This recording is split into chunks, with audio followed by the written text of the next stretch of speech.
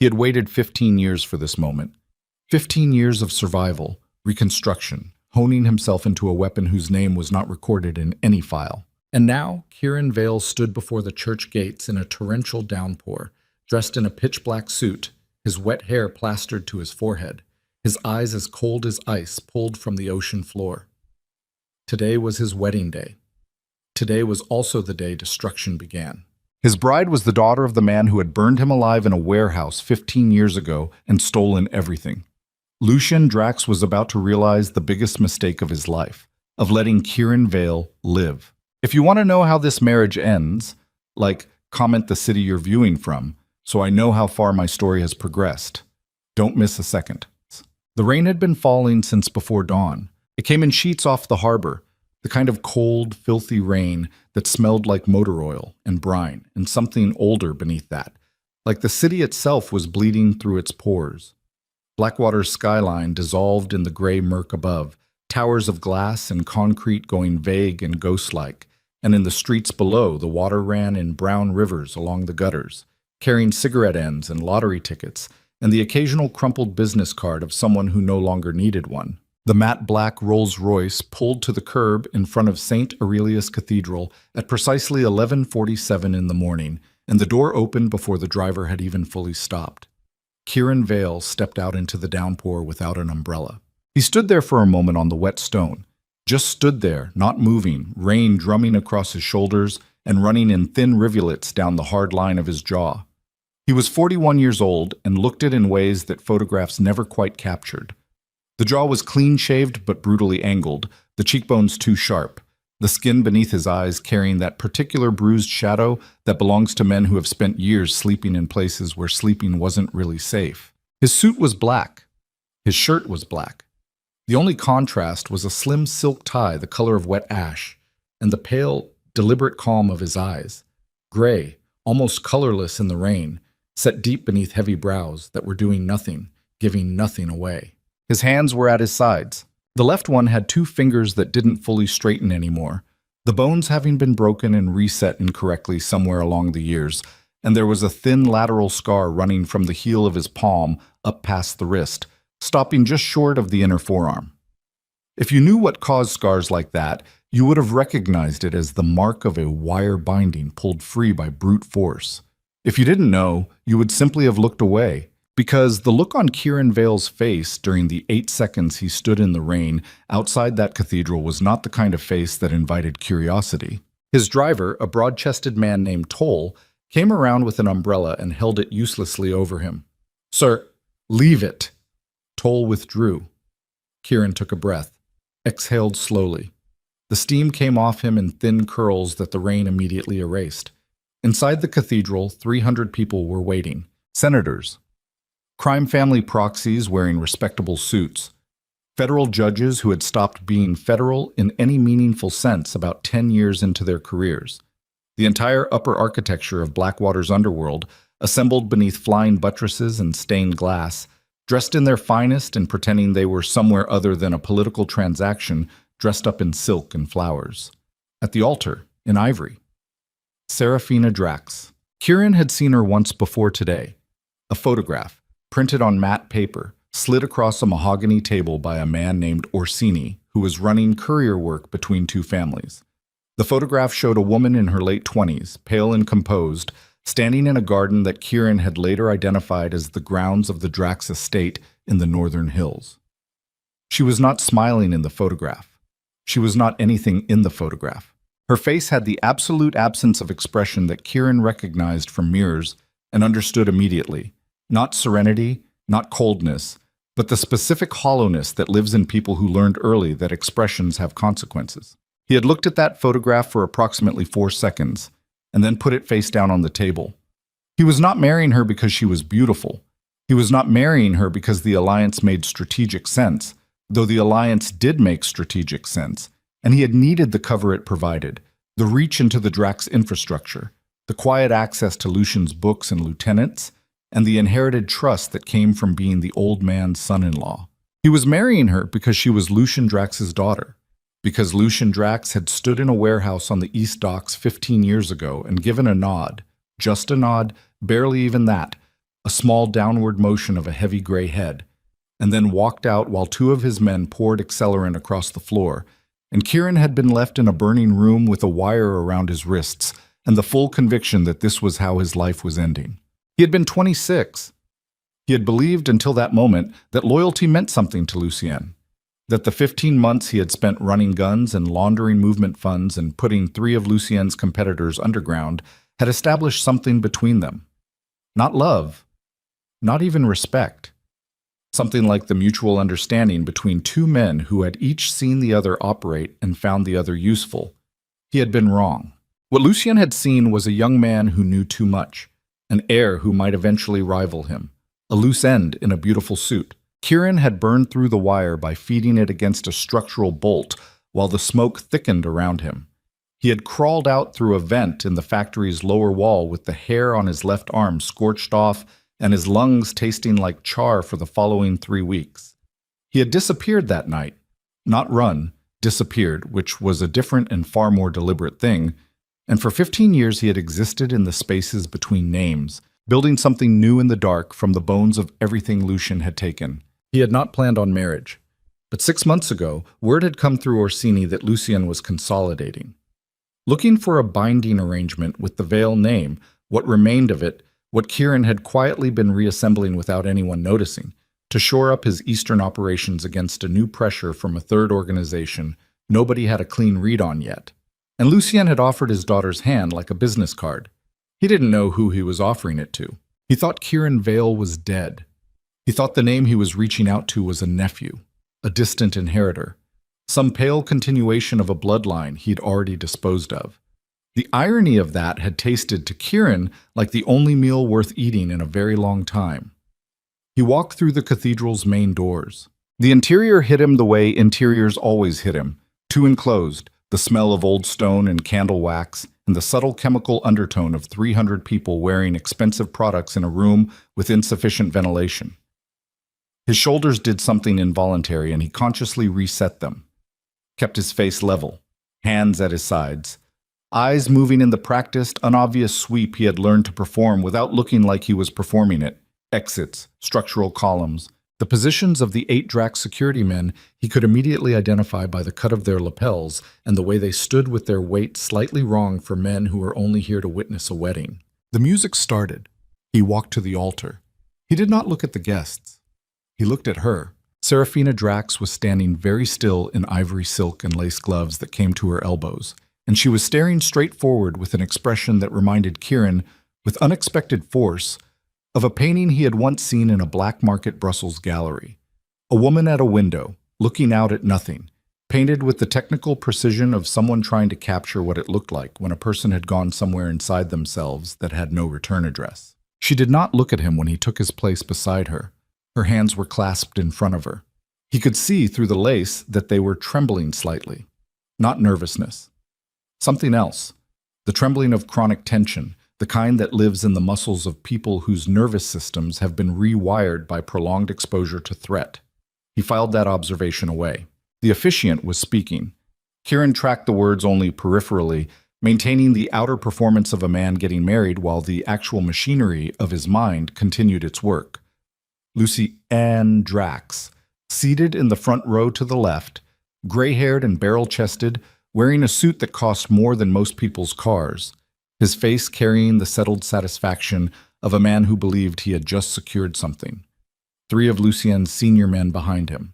An empty seat beside Lucien where, according to Orsini's pre-event intelligence, a woman named Castellane was supposed to be sitting, but wasn't.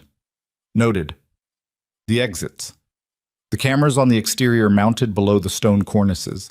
The single Drax sniper Kieran's advance team had identified 2 days ago on a building across the street, there to ensure the ceremony concluded on terms Lucien controlled. Kieran's own men had already handled the sniper. Not violently. He was currently sedated in a maintenance closet 3 blocks away, his rifle disassembled, his radio switched to a loop of ambient background static. He would wake up with a headache and a story nobody would believe. The vows reached their obligatory moment. Kieran turned to face Serafina fully for the first time. She turned too, mechanically, her eyes lifting to his with the specific resignation of someone completing a transaction they've already mentally closed. Her irises were blue, a pale, watery blue, like winter sky at the edge of freezing, and there was, beneath the surface of them, something layered, something that had been through processes he could not yet name. He kept his voice low, below the register of anyone seated beyond the first row. "You know why I married you." It wasn't a question. Serafina didn't blink. "I have several theories," she said quietly. Her voice was flat and clear and completely devoid of the tremor her hands were still maintaining. It was the voice of a woman who had long since learned to manage the distance between what her body did and what her words communicated. "To punish your father." Her eyes moved, not away, not down, but through him. A brief reorientation, like a soldier adjusting to a new target bearing. Something crossed her face, not fear. He had expected fear. What he found instead was something that looked disturbingly like recognition, like she had already known, like she had walked into this cathedral holding a version of the same knowledge. The officiant was watching them with polite confusion at the pause. Kieran held her gaze.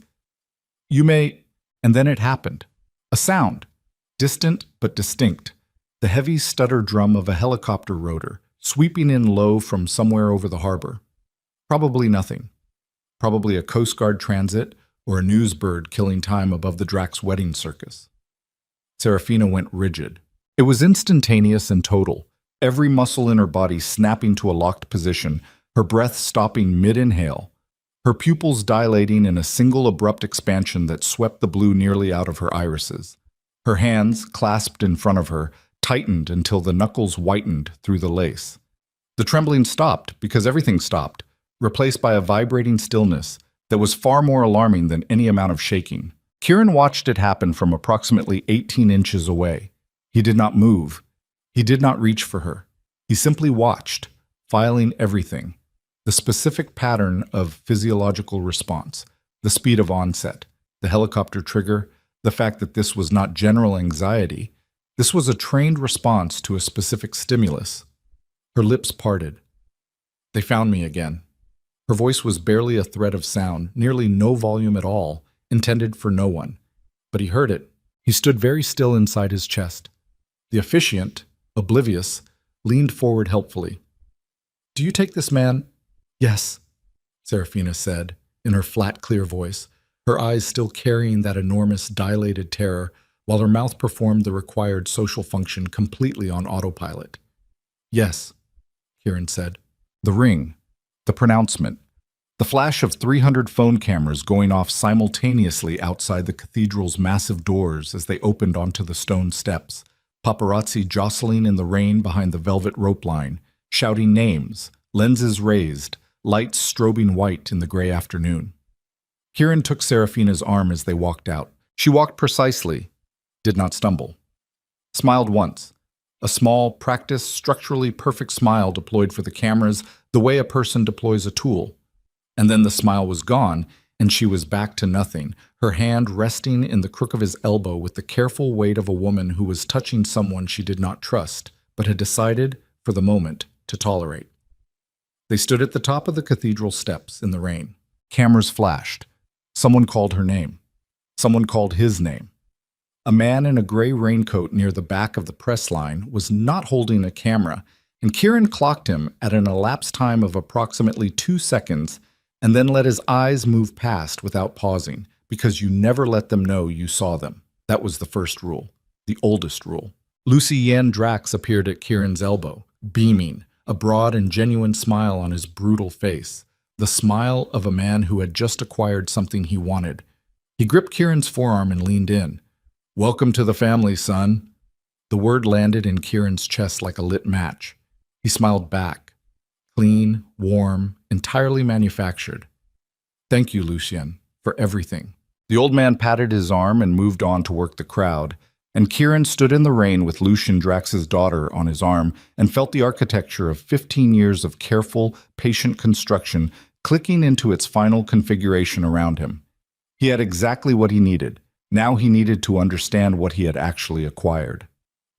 The Vale penthouse occupied the top two floors of a dark glass tower above the Meridian Financial District, and Serafina was shown to her rooms, a separate suite, as stipulated in the arrangement, privacy maintained, the fiction of the marriage to be performed only in public, by a woman named Harlow, who served as the penthouse's household manager and who had been with Kieran long enough to know that questions were not a feature of employment in this household. Serafina took in the rooms without visible reaction. They were large, clean.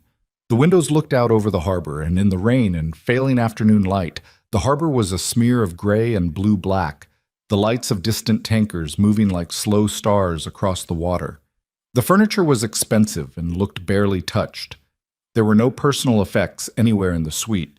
No photographs, no books left out, no half-empty glasses suggesting someone had been here before her. The room had the specific quality of a place that had been prepared by people who had been told to make something livable and had interpreted the instruction at face value. She stood in the center of the bedroom for a moment. Then she turned and checked the window locks. Then the closet. Then the bathroom. Then back to the bedroom, pulling back the bed covers methodically, checking beneath the mattress, running her fingers along the bed frame, along the seams of the headboard, the edges of the nightstand. Harlow was still in the doorway. Serafina glanced at her. "You can leave," she said. Harlow left. Serafina continued her inspection. The air vents, the baseboards, the smoke detector, which she took down, examined, and replaced.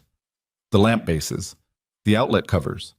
She worked methodically and without visible embarrassment, with the matter-of-fact efficiency of someone performing a procedure they have performed in every new room they have entered for a very long time. When she was satisfied, she sat on the edge of the bed, still in the ivory gown, the lace gloves folded neatly in her lap. Her breathing regulated slowly. In the main penthouse, Kieran stood at the floor-to-ceiling windows with a glass of water he hadn't touched and looked out at the same harbor. Behind him, Toll was running through the day's security log in low tones, flagging the man in the gray raincoat, confirmed as an intelligence contractor, domestic, not Drax-affiliated, and 3 other anomalies from the ceremony perimeter. Kieran was barely listening. He was thinking about 4 words. They found me again. He expected manipulation. He'd fully prepared for it. The daughter deployed as a soft intelligence asset, feeding him warmth and access, and manufactured vulnerability while relaying everything back to Lucien. It was textbook. It was exactly what he would have done in Lucien's position, and he had arranged the architecture of the penthouse and the arrangement accordingly. Separate suites, separate security rotations, nothing of operational value accessible to anyone who hadn't earned clearance through channels entirely independent of the marriage. He expected manipulation, and what he found instead over the following 2 weeks was something that made the manipulation scenario seem almost restful by comparison. The first time he noticed the scars was 3 days in. He was passing through the main hallway when Serafina came out of her suite in a short-sleeved t-shirt. She hadn't heard him coming. He moved quietly, and she clearly hadn't expected anyone in that section of the penthouse at 7 in the morning, and he saw her arms before she processed that he was there. The sleeves came down in the same motion as her head coming up. But he'd seen burns scarring along both forearms, old and silver white, overlapping in the irregular pattern that comes from multiple separate incidents rather than a single event. And on the inside of her left wrist, visible for only a moment before the fabric covered it, something that wasn't a burn, something more deliberate, a pattern of marks with the specific regularity of something carved rather than something suffered accidentally. She met his eyes. Neither of them said anything. She walked past him toward the kitchen.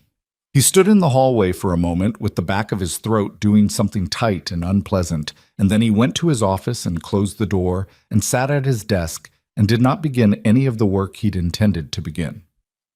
The numbers came 3 nights later. He was awake at 2 in the morning. He was frequently awake at 2 in the morning. This was not new. Reviewing encrypted files from his procurement network when the sound came through the wall. Serafina's suite was adjacent to the office, separated by insulated drywall and a structural beam. He'd noted the adjacency when selecting the room arrangements and had factored it as potentially useful for passive monitoring. What came through the wall at 2 in the morning was not useful.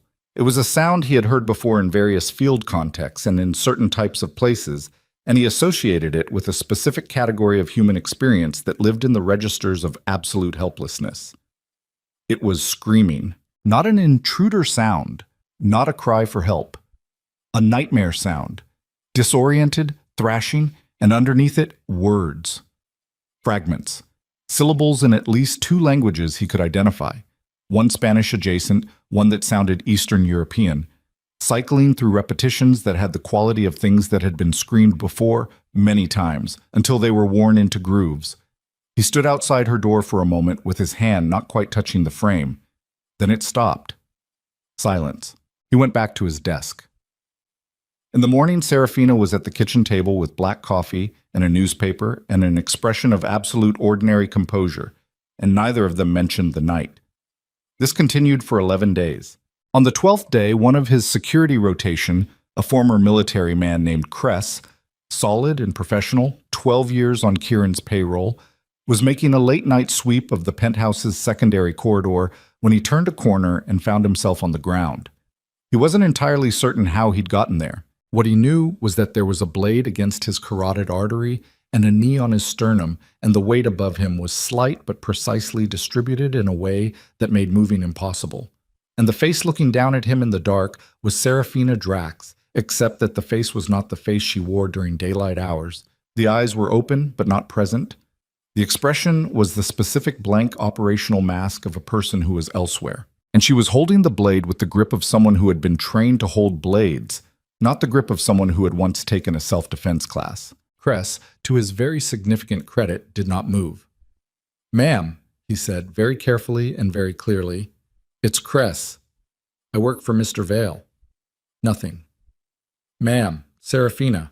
Her eyes shifted, refocused. The blade withdrew and she was up in the same motion, and for a moment she stood over him in the dark hallway looking down at Kress on the floor, and her face went through something terrible. Not guilt, which would have been comprehensible, but a kind of reckoning with something that lived below guilt, something foundational. She helped him up. "I apologize," she said. Her voice was completely steady. In the morning she said nothing about it, and Kress filed his report in the blade, a custom, balanced, non-standard weapon, the kind produced by exactly 3 manufacturers in the world, none of them commercial, was noted and catalogued and placed in Kieran's growing file. He had not yet confronted her. He was watching. It was the file on his inside wrist that he broke on. He had a contact in the international intelligence trading community, a man named Pell, who operated out of Rotterdam and dealt exclusively in information that other information dealers had declined to handle. And Kieran had sent him the photographs of the marks, taken without Serafina's knowledge, during a moment when she'd fallen asleep on the penthouse sofa with her wrist exposed. Pell came back in 36 hours. "That's an asset designation system," Pell said over an encrypted line, his voice carrying the particular academic flatness of a man who had spent decades processing atrocity as data.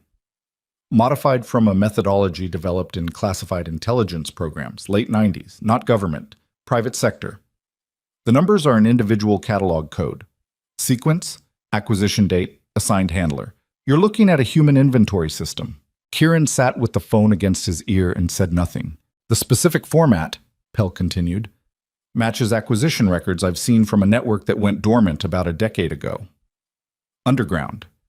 Very high-end clients, specialized in taking children from specific backgrounds, elite crime families, politicians, military brass, for long-term conditioning programs. The idea was you take them young, you run them through a process, you end up with an asset who has both the original access from their bloodline and the specific capabilities the program builds in. Loyalty through erasure. No original identity left to compete with the programming." A pause. They were called the Hollow Choir. The name meant nothing to Kieran. "Were," he said. "That's what I said.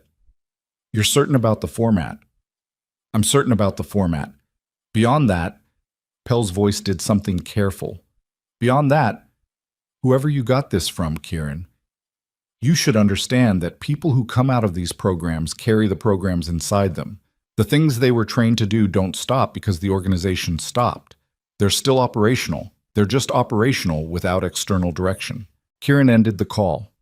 He sat in his office in the dark with the city's rainy light coming through the windows and thought about a woman sleeping half awake on a sofa with scarred forearms and numbers on her wrist and a knife deployed in perfect muscle memory technique against a trained security professional in a corridor at 3 in the morning. He thought about the helicopter above the cathedral. They found me again. He opened his laptop and began to pull threads. The research consumed the next 4 days, and what he found was a sediment layer. Each fact buried beneath 3 more facts. Each document leading to a redaction, leading to a shadow archive, leading to an offshore record that required 3 separate contacts to access. He barely slept. He ate standing at the kitchen counter. Serafina passed through the penthouse on her own quiet schedule and watched him with those winter blue eyes but said nothing, and he watched her back and said nothing. And the space between them accumulated a particular pressure. On the 4th night, he found the shipping records. Offshore transfers routed through a Cayman shell, dated 11 years ago.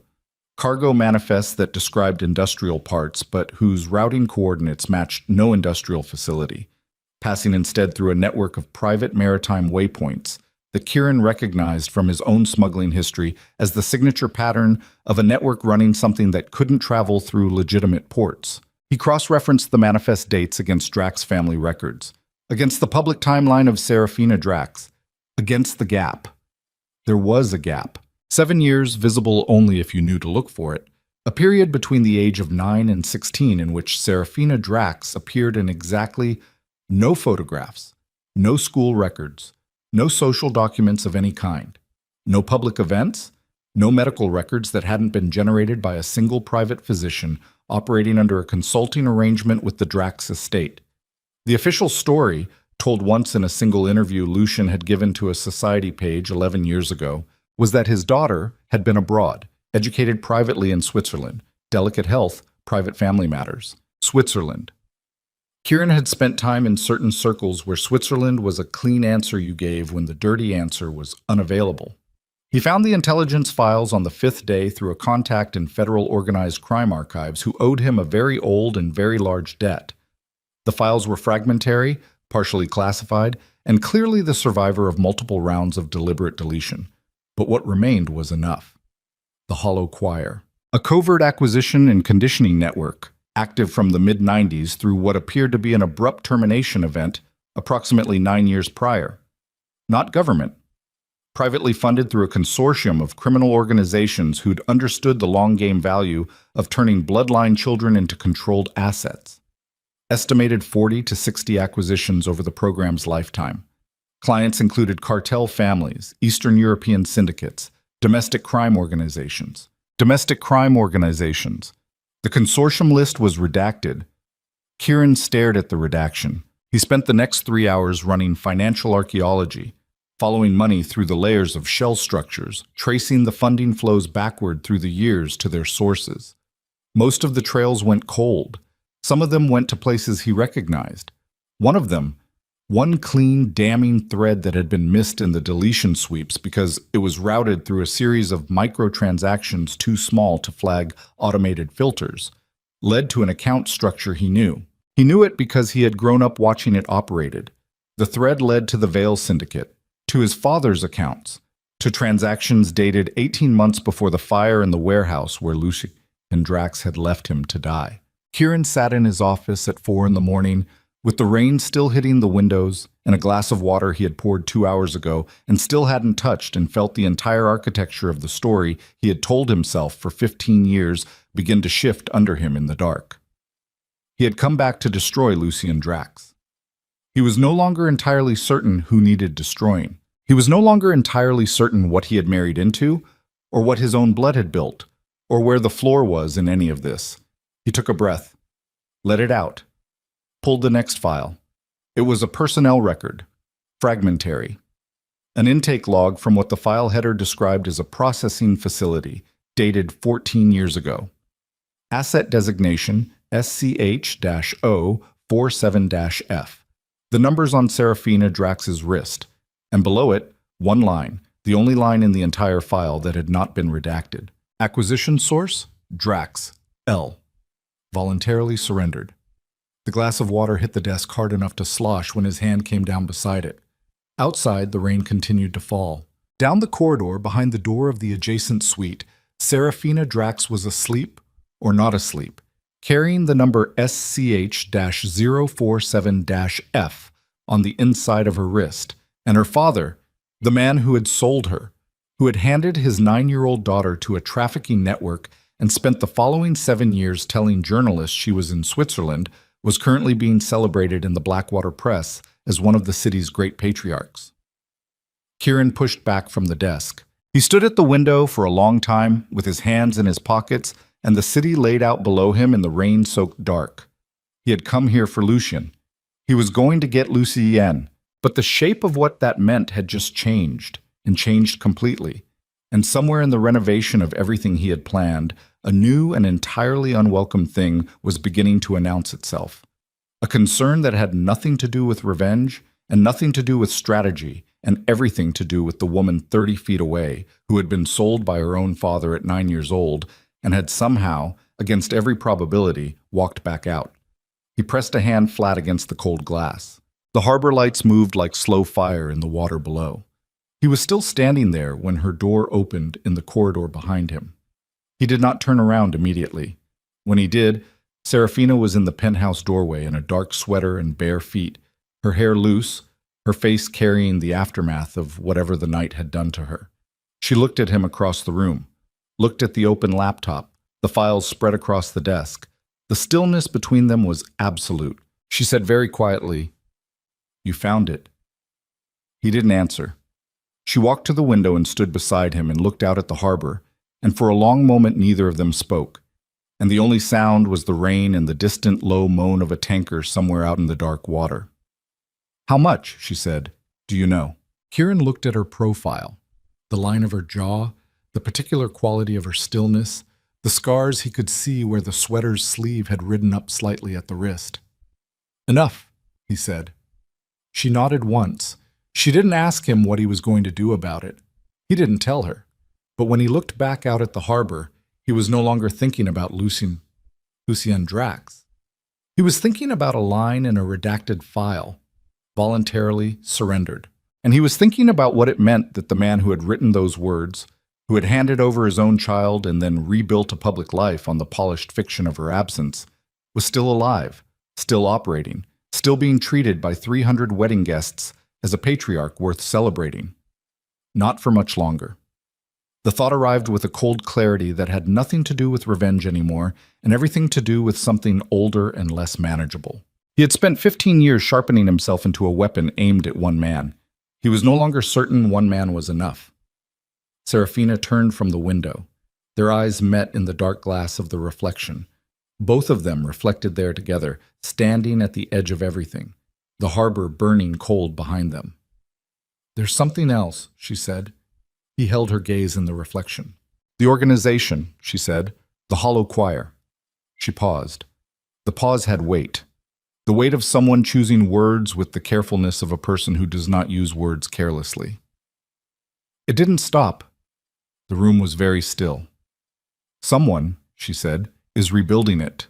And then from somewhere below in the building, from the street, from the wet, dark city outside, came the sound of a helicopter, closer this time, circling, and Serafina's reflection went very white and very still in the glass. The helicopter made 3 passes. Kieran counted them, the sound swelling and fading, the rotor wash a low vibration that pressed against the penthouse windows like a hand testing the glass for weakness.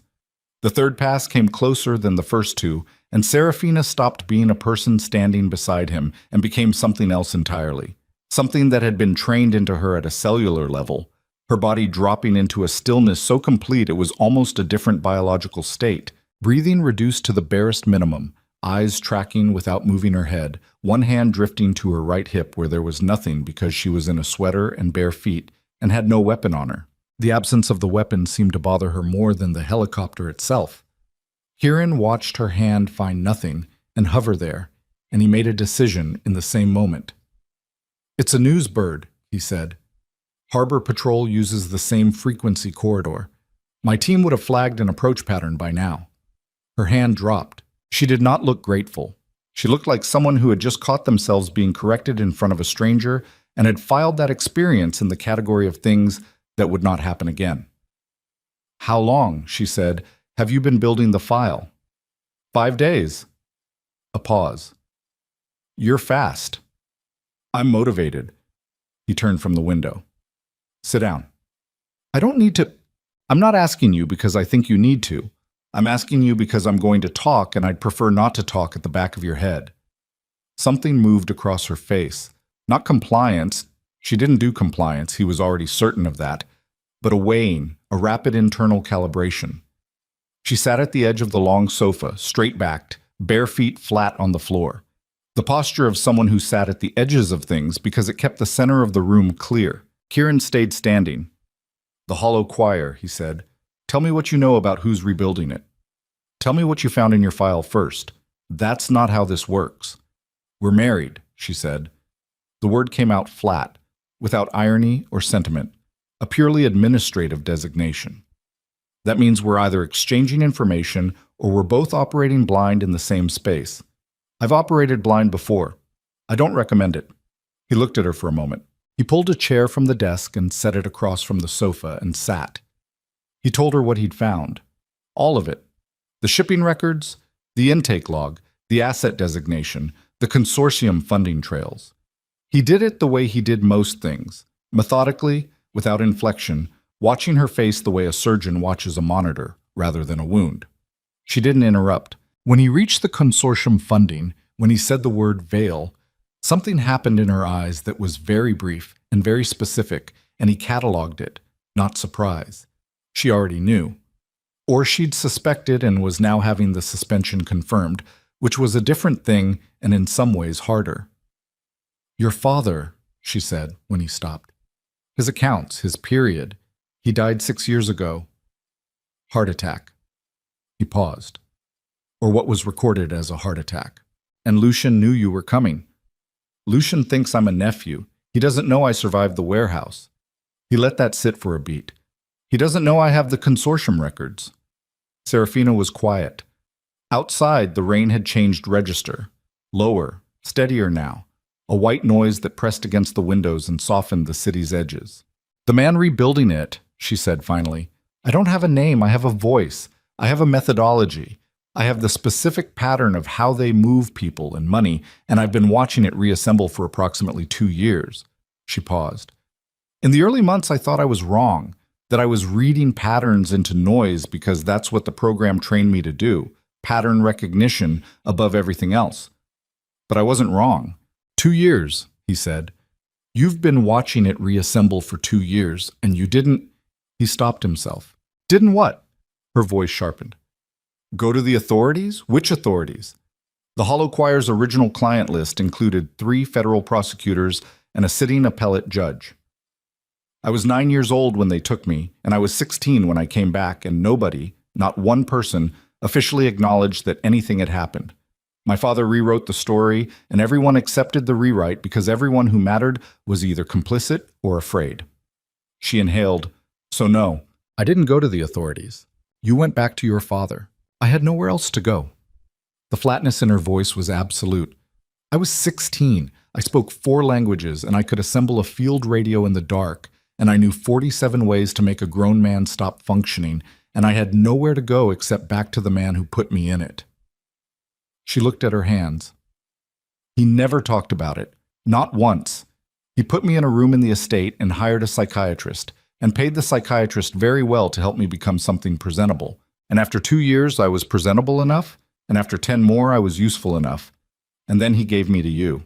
The room was very quiet. Kieran leaned forward with his elbows on his knees and his hands loosely linked and looked at her with the full focus of someone who had stopped performing any kind of normality for the evening. "The voice," he said. "The man rebuilding it. You've heard him." "Once." She glanced up. "At the ceremony. One of the guests." Everything in Kieran's chest contracted simultaneously. "Who?" "I don't know his name. I know his voice." "There was a man, silver-haired, older, standing near the east colonnade during the reception line. He spoke to my father for approximately 4 minutes. I was 12 feet away." She paused. "I've spent 9 years trying to put a name to that voice. I heard it through walls and over intercoms and from behind doors for 7 years. It was the last thing I heard before the difficult sessions. She stopped. Reset. He was there.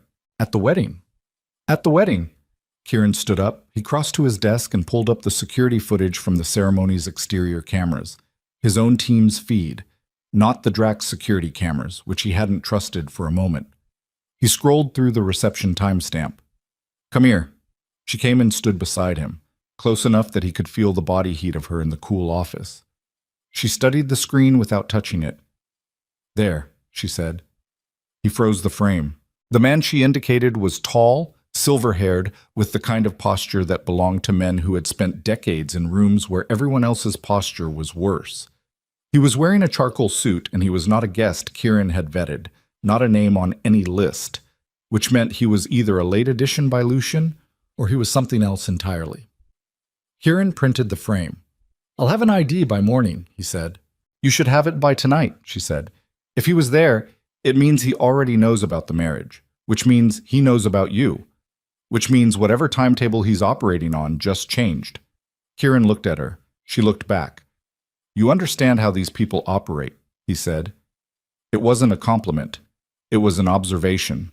Better than anyone alive, she said, and there was nothing in her voice when she said it. No pride, no bitterness, just the unadorned fact of it, and the fact was devastating in its cleanliness. He sent the image to Pell at midnight. Lucian Drax arrived at the penthouse at 9 the following morning without notice. Kieran heard the lobby call from Toll and was at his desk, jacket on, files closed, coffee cooling at his elbow, by the time the elevator opened. The performance of a man in the midst of a normal morning. He had trained himself years ago to transition into whatever required performance with no discernible interval between the authentic state and the projected one. Lucien came in like he owned the floor. Heavy step, barrel chest forward, thick hands swinging at his sides. 2 of his men stayed in the elevator lobby. One came with him, a newer face, young, carrying the specific suppressed anxiety of a man who hadn't yet been in enough rooms to know whether to be afraid or not. Lucien looked at the penthouse the way men like him always looked at other men's spaces. A rapid territorial survey, cataloging, measuring. Good place, he said. Cold, though. You should get warmer furniture. I'll take it under consideration. Kieran gestured to the sitting area. Coffee? Had coffee. Lucian sat without being invited to. He did it with the ease of a man who had never once waited for permission in a room. He spread his hands on his knees and looked at Kieran with his small, direct, intelligent eyes. Where's Sarah? Asleep, I assume. It's early. My daughter is not a late sleeper, never has been. He paused. She's up. She just doesn't want to see me. That's fine. We have time. He leaned back. I wanted to come by. Talk about the arrangement going forward. You've been married a week, and I haven't heard from you. I've been getting settled. Getting settled? Lucien said it mildly, turning it over. What does that mean? It means I've been assessing the situation before I make any moves. That's how I operate. Lucien looked at him for a moment with an expression that was carefully warm and carefully evaluating simultaneously. The look of a man who had spent decades being both, and had perfected the blend. You're careful, he said. That's good. I like careful. A pause. Your family was not always careful. My family had a lot of difficulties. Your family had a lot of enemies, Lucien said, and there was something in the word enemies that had a slight, deliberate weight. Not quite a provocation, close enough to one. Your uncle was a good man, but he made poor decisions in the final years, trusted the wrong people, lost more than he should have. His eyes stayed steady. I hope you're smarter than that. I try to be. Good. Lucien shifted forward. Here's what I want. I want integration. You have reach into the northeastern procurement networks that I've been locked out of for 3 years. Import channels, dock worker arrangements, the Varese connection in particular, which I know you inherited because Varese called me himself to complain that you'd restructured his terms and he was considering walking. You want to know what I told him? He smiled. I told him that my son-in-law was thorough and that if he didn't like the new terms, he was welcome to try to find another arrangement and see what that felt like. The smile settled into something flat. So Varese is not walking, but I need access to those channels within 30 days or the alliance has no operational meaning. Kieran held his gaze. I'll have my people prepare a structure document. Good. Lucian stood. The survey of the room again, and this time his eyes stopped on the closed office door, the desk visible through the gap, the files that Kieran had closed but whose edges were still visible below the cover document he'd placed over them. You're working on something. Always. Anything I should know about? When there is, you'll know. Lucian nodded. He looked at Kieran for one moment longer than the conversation required, and in that extra moment something moved behind his eyes. Something that was not quite calculation and not quite suspicion, but was the space between them where those two things bred. Take care of her, he said. The sentence had a shape that was not the shape of fatherly concern. It had the shape of instruction. Kieran smiled clean and warm. Of course. After Lucien was gone, Kieran stood in the center of the room and let the smile drop, and stood there without it for a moment. Serafina came out from the corridor. She had been there. He'd known she was there, had registered her stillness around the corner from the sitting area before Lucien arrived, and had not acknowledged it. He knows something's changed, she said. He suspects something's changed. There's a difference. In my experience with Lucien Drax, the interval between suspicion and action is not long. How long? She considered. Days, not weeks. Then we move tonight, or Pell came back on the image at 11 that morning, and the name he gave was Draven Meyer. Kieran ran the name through 4 separate networks and got fragments. A former intelligence contractor, Eastern European operations, mid-90s through the early 2000s, multiple organizational affiliations, officially deceased in a car bombing in Riga 9 years prior. The obituary sources were thin and the forensic record thinner, and the specific pattern of the death documentation had the texture of paperwork rather than fact. He was not dead. He was at a wedding. Kieran had a location contact trace started by afternoon, pulling cell tower pings from the ceremony area across the 3 days surrounding the event, running them against known Draven Meyer aliases. It was slow work, and he did it himself rather than delegating because the name was now too hot to hand to anyone whose loyalties hadn't been tested recently. Serafina spent the afternoon in the penthouse gym, which she had discovered on day 2 and which she used with a regularity and an intensity that Kieran had noted from the reports Toll gave him without comment. He went to the gym at 4 in the afternoon to check the cell trace progress on his tablet and found her on the heavy bag, working in bare feet on the canvas floor with her sleeves pushed to the elbow and her hands unwrapped, hitting the bag with the systematic patience of someone who was not exercising but maintaining a calibration. He sat at the bench along the wall. She kept working. The bag swung and she reset it and hit it again. The sounds were clean and controlled. Not rage, not release, just maintenance, like oiling a mechanism. Meyer, he said. Draven Meyer. That mean anything? Her rhythm didn't break. One more combination and then she caught the bag with both forearms and held it, and turned. The name had done something to her face that she had almost controlled. Almost. Where? She said. That's the name on your silver-haired man, former intelligence contractor, officially dead 9 years. She let go of the bag and stood with her breathing elevated but controlled, sweat along her hairline, her hands at her sides. He was the director, she said, of the facility, of the entire Eastern operation. She paused. I watched him kill a 12-year-old boy in front of 14 other children because the boy wouldn't complete an extraction exercise. He did it without any particular feeling, like it was a maintenance task. She looked at Kieran directly. I have thought about him every day for 9 years. You knew him by his face, Kieran said, at the wedding. I knew him by his posture. His face I only saw twice. He wore a mask for most of it, but the way he stands, the way he distributes his weight, the way his head turns when he's evaluating a room. She exhaled. You don't forget the posture of someone like that. You build it into your threat recognition because your survival required it. Kieran looked at her. He wasn't there as a guest, she said. He was there to look at me, to assess whether I was what I appeared to be, the contained, managed daughter, safe and visible and under control, or whether I was a problem. And what did he determine? He determined I was currently managed. She picked up a towel from the bench. He'll reassess that determination when your investigation becomes visible, which it will. People like Meyer have extensive tripwire systems. The file pulls you've been running, the Pell contact, the Federal Archive access, those will register somewhere. Maybe not immediately, but they'll register. Kieran stood. How long before they register? A week? Maybe less. She looked at him steadily. We need to know more about the network before it knows about us. That window is closing. I know. He picked up his tablet. At the door, he stopped. You should have told me earlier. She was quiet for a moment. You married me to hurt my father, she said. That wasn't a context that invited disclosure. He looked at her across the gym. The afternoon light from the high windows came across her at a low angle, catching the silver-white scarring on her forearms, the careful neutrality of her expression, the absolute exhaustion she kept perfectly managed beneath the surface.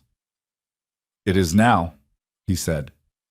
The confrontation with Lucian happened 3 days later, and it happened because Kieran made it happen, because the cell trace had given him enough of Meyer's movement pattern to understand that the timetable Serafina had predicted was accurate, and because waiting any longer meant operating from the weaker position. He called Lucien and asked for a private meeting. The Drax offices were in a tower in the financial district's northern quarter, not the penthouse floors, but a mid-building set of rooms that Lucien used for business that didn't benefit from being conducted in an obvious location. Kieran came with Toll and left Toll in the corridor and went in alone because bringing security to a conversation like this one was a declaration, and he wasn't ready for declarations yet. Lucien was behind his desk. He looked up when Kieran came in, read something in the way Kieran moved toward the chair, and set down his pen. They looked at each other. You know, Lucien said. I know, Kieran said. No preamble, no diplomacy. The room acknowledged the fact of the statement and moved past it like two men stepping over the same stone. How much? Lucien said. Enough. Kieran sat. The hollow choir, the consortium funding, the intake records. He paused. The acquisition source notation on SCH-047-F. Something moved through Lucien's face. Not guilt, not quite, but something in the same family as shame and further from it than shame should be. He was silent for a moment. That was a long time ago, he said. The sentence was so insufficient for the weight it was carrying that for a moment Kieran could not speak. She was 9 years old, he said, very carefully and very quietly. She was 9 years old and the organization had already identified her as a target. I had a choice between surrendering her in a controlled context or losing her in an uncontrolled one. Lucian's voice was level. The voice of a man who had spent years constructing a justification sturdy enough to live inside. I made a negotiation. I secured terms. I got her back. You got her back at 16, Kieran said. After 7 years, I got her back alive. The word alive arrived with a force that was almost physical. You don't know what the alternatives looked like. You don't know what the hollow choir did to the children whose families didn't cooperate, whose families tried to interfere. I know what they did to her, Kieran said. Lucien stopped. I've seen the scars, Kieran said. I've read the file. I know the methodology. I know what 7 years of that program does to a 9-year-old child. He looked at Lucien across the desk. And I know that you covered it up. You buried the records, you bought the silence, you built a story about Switzerland, and then you brought her home and hired a psychiatrist and made her presentable, and spent the following 12 years using her as a social accessory and finally as a political asset. He paused. You gave her to me. Lucien's jaw was hard.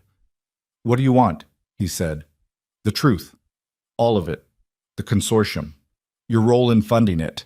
And whatever you know about Draven Meyer. The silence that followed had a specific texture.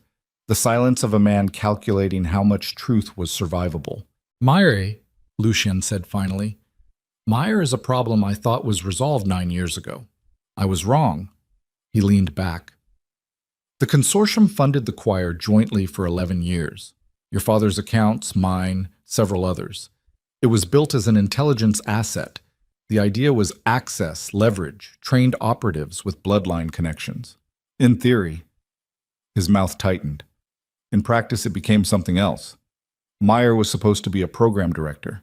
He became something else too. By the time anyone on the funding side understood what was actually happening in the facilities, the program had been running for 8 years, and there were 40-odd children in the system, and Meyer had leverage over every single family involved.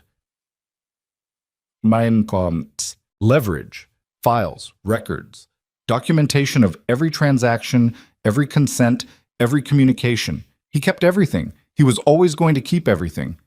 Lucien looked at Kieran steadily. When the consortium tried to terminate the program 9 years ago, Meyer was supposed to be removed. The car bombing in Riga was arranged by 3 consortium members jointly. It was sloppy work, and everyone involved knew it at the time and chose not to address it.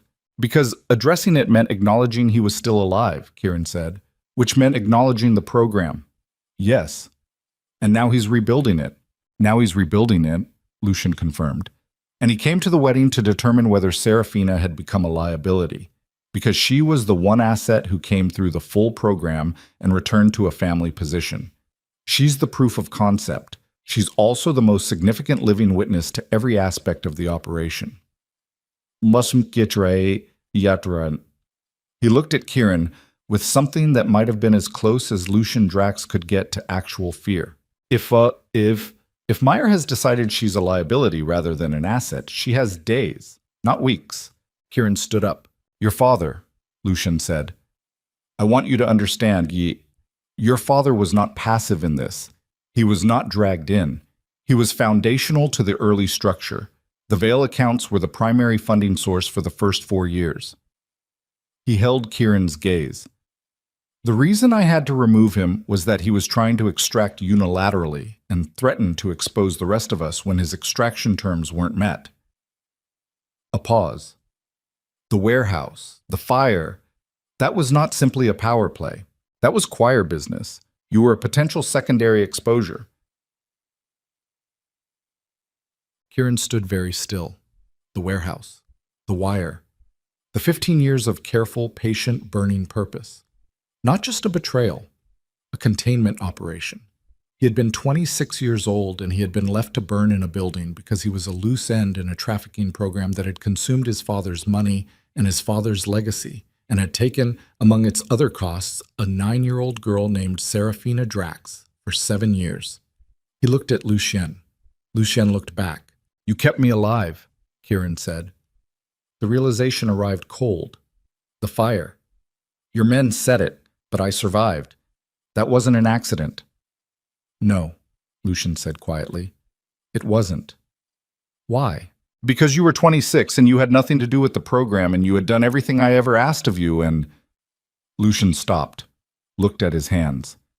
I am not a good man, but I have a specific line I don't cross, and putting a 26-year-old who doesn't know anything in a building and burning it is past that line. He looked up. I let the fire be set. I didn't make sure it finished. The room was very quiet. You owe me 15 years, Kieran said. Yes. And you owe her everything. A long pause. Yes, Lucien said. Kieran walked to the door. Get your people ready, he said without turning around. Meyer knows the marriage happened. He'll move within days. When he does, I'll need the Drax network behind me. You'll have it. Kieran opened the door. And Lucien. He stopped in the doorway. If I find out there's anything else you haven't told me, anything about the program, about Meyer, about what was done in those facilities, the alliance ends and you end with it. He left without waiting for a response. He was 3 blocks from the Drax offices when his phone rang. Toll's number. He picked it up. Sir?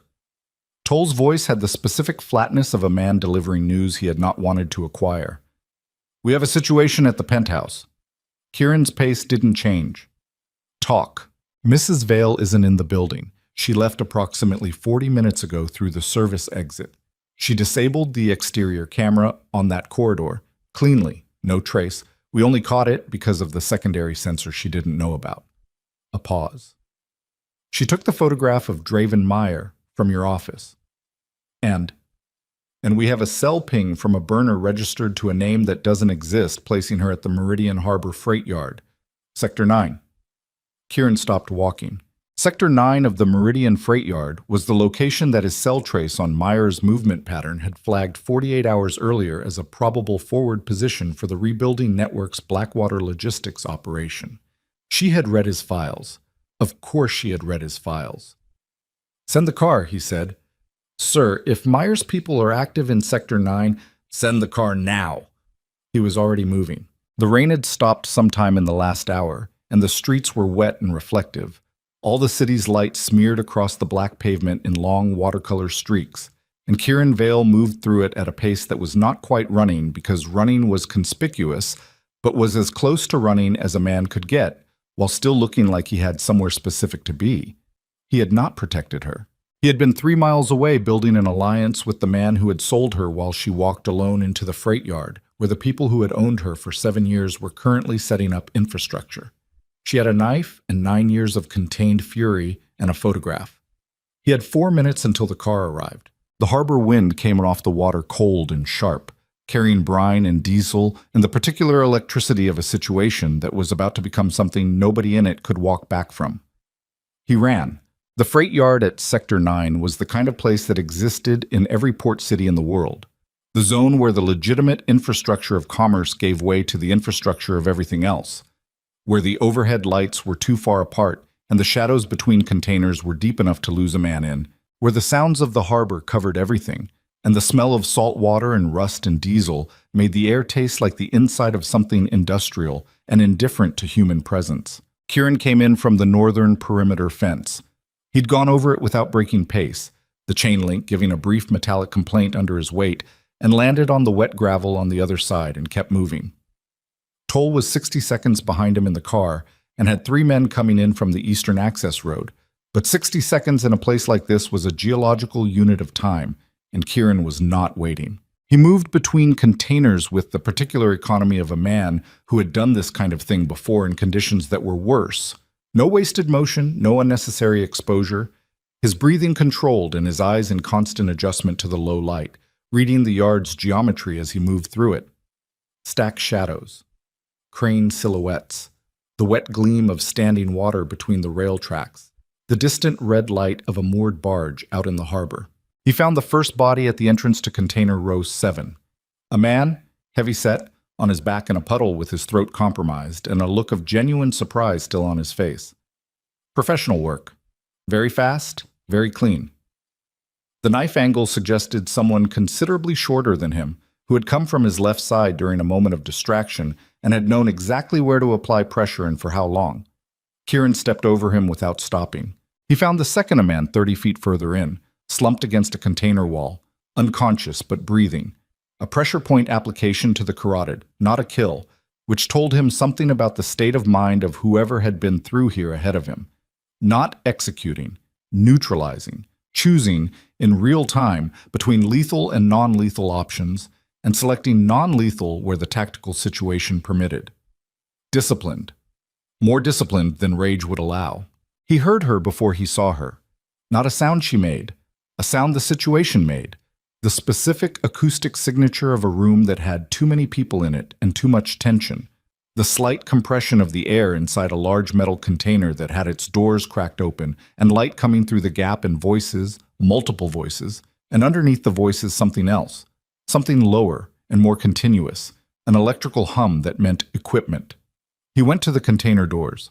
Through the gap, a space roughly 12 meters long, converted with the bare minimum of infrastructure. Generator on the left wall, 3 monitors on a folding table, hard drives stacked in a cooling rack, 2 men in dark clothing flanking the far end. And in the center, with her back to the doors and a small caliber pistol leveled at the monitor bank, Serafina. And across from her, seated, unhurried, with the absolute stillness of a man who had spent his entire adult life in situations where other people held the weapons, Draven Meyer. He was older than the wedding photograph had suggested.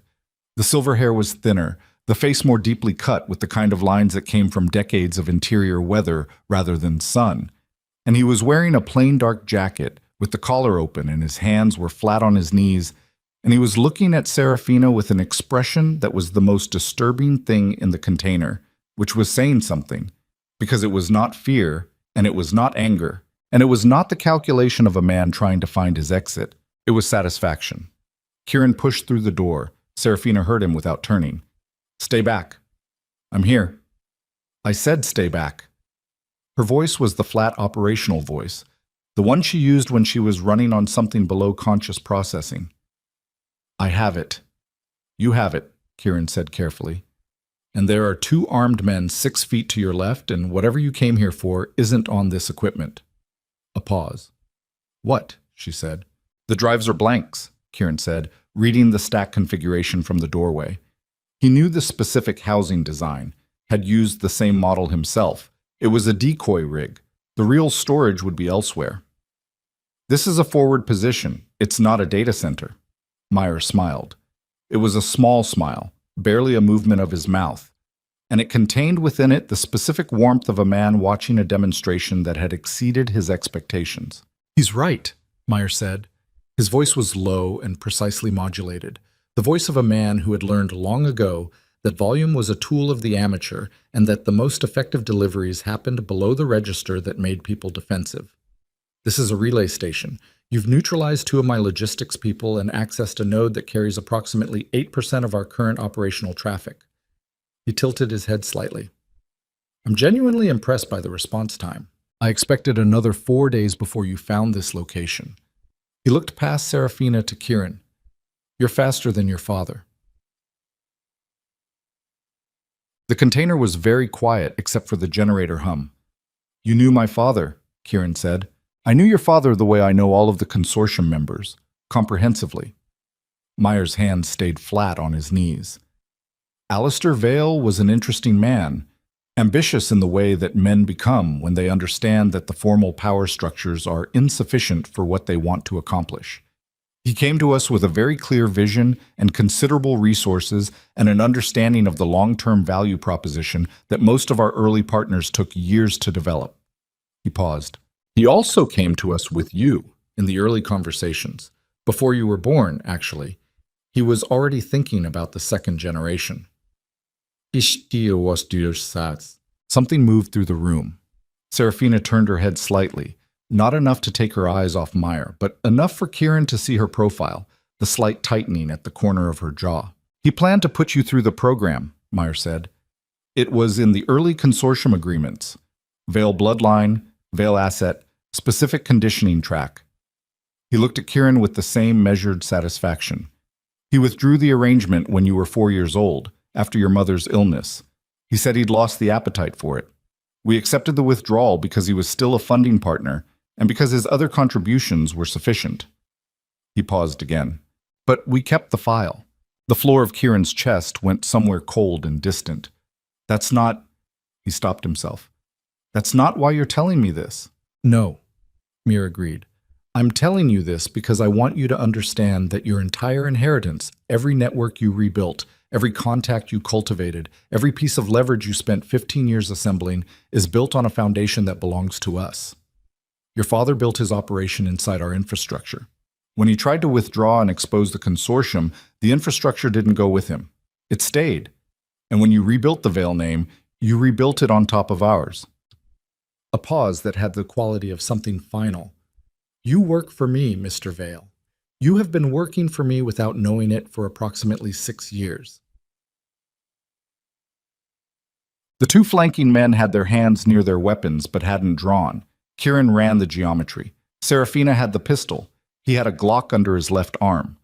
The 2 men were close enough that getting both of them before either could fire required a sequence that had about a 60% success rate in open space and considerably lower in a confined metal room. "Sarah," he said quietly, "the door's behind us." She understood immediately. Her body orientation shifted by 3 degrees, covering the diagonal. He felt rather than saw her adjust.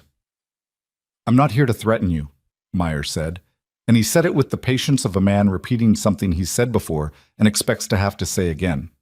"Either of you, I'm here because the situation is more complex than a confrontation resolves, and because Serafina deserves to know the full context before she makes any decisions about what happens next." "She deserves," Kieran said. "Yes." Something in Meyer's voice changed, not softened, but recalibrated, moving to a different register. He looked at Serafina directly. "You were not kept alive because you were a hostage. You were not kept alive because you were a product. You survived 7 years of the most intensive conditioning program we ran because you were extraordinary. Because every assessment, every evaluation, every breaking point we pushed you to, you came through the other side of it intact, not undamaged. Intact. There is a difference, and you know it. He leaned forward slightly. We built something in you that was intended to serve the organization, but what we actually built was something that served only itself.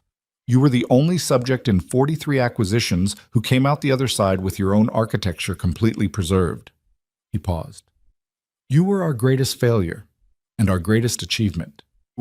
Don't, Serafina said, and the word came out of her like something pressurized, a single syllable with a year's worth of force behind it. I'm not flattering you, I'm providing context. Meyer sat back. The organization is rebuilding. It will rebuild with or without your participation. The infrastructure is too distributed to be stopped by 2 people in a freight yard, but I'm offering you a choice that I've offered no one else. He looked at her steadily. Come back, not as a subject, as a director. You know the methodology better than anyone alive. You know the flaws, the failures, the things that don't work. You could rebuild it correctly. You could have control over what it becomes. The silence lasted approximately 4 seconds. Serafina shot him in the shoulder. The sound in the metal container was enormous, and then everything was motion, Kieran drawing and putting 2 shots into the leftmost flanking man, while the man was still processing the Meyer shot, the second flanking man getting his weapon up, and Serafina already pivoting into him, the pistol in her left hand and her right driving into his weapon arm, with a technique that dislocated his elbow in the same motion as her knee came up into his solar plexus. And then the man was on the floor and the container was still again, and the generator kept humming. Mir was on his side on the chair, holding his shoulder with his good hand, breathing with the controlled rhythm of a man in considerable pain who was managing it deliberately. The wound was not fatal. She'd placed it too far lateral for that, and the placement had been exact. She'd chosen where to put the bullet. She crossed to him and crouched down to his eye level and looked at him from 8 inches away with an expression that Kieran, watching from across the container, had no reference point for. It was not hate, which would have made sense, and it was not satisfaction, which would also have made sense. It was something that had gone past both of those to a place that was emptier and more absolute. I know what you built in me, she said. Her voice was very quiet. I've spent 9 years living with it. Every reflex, every threat mapping, every language, every technique. It's mine now, not yours. Mine. She held his gaze. And if you come near either of us again, I will demonstrate what your program produced without the organizational structure you seem to think controls it. She stood up.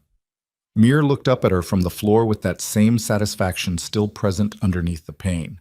The files, he said. The evidence you think you have. Before you consider going to anyone with it, you should know what's in the full record, not just the pages you've seen, the complete file. He took a breath that caught slightly on the shoulder wound.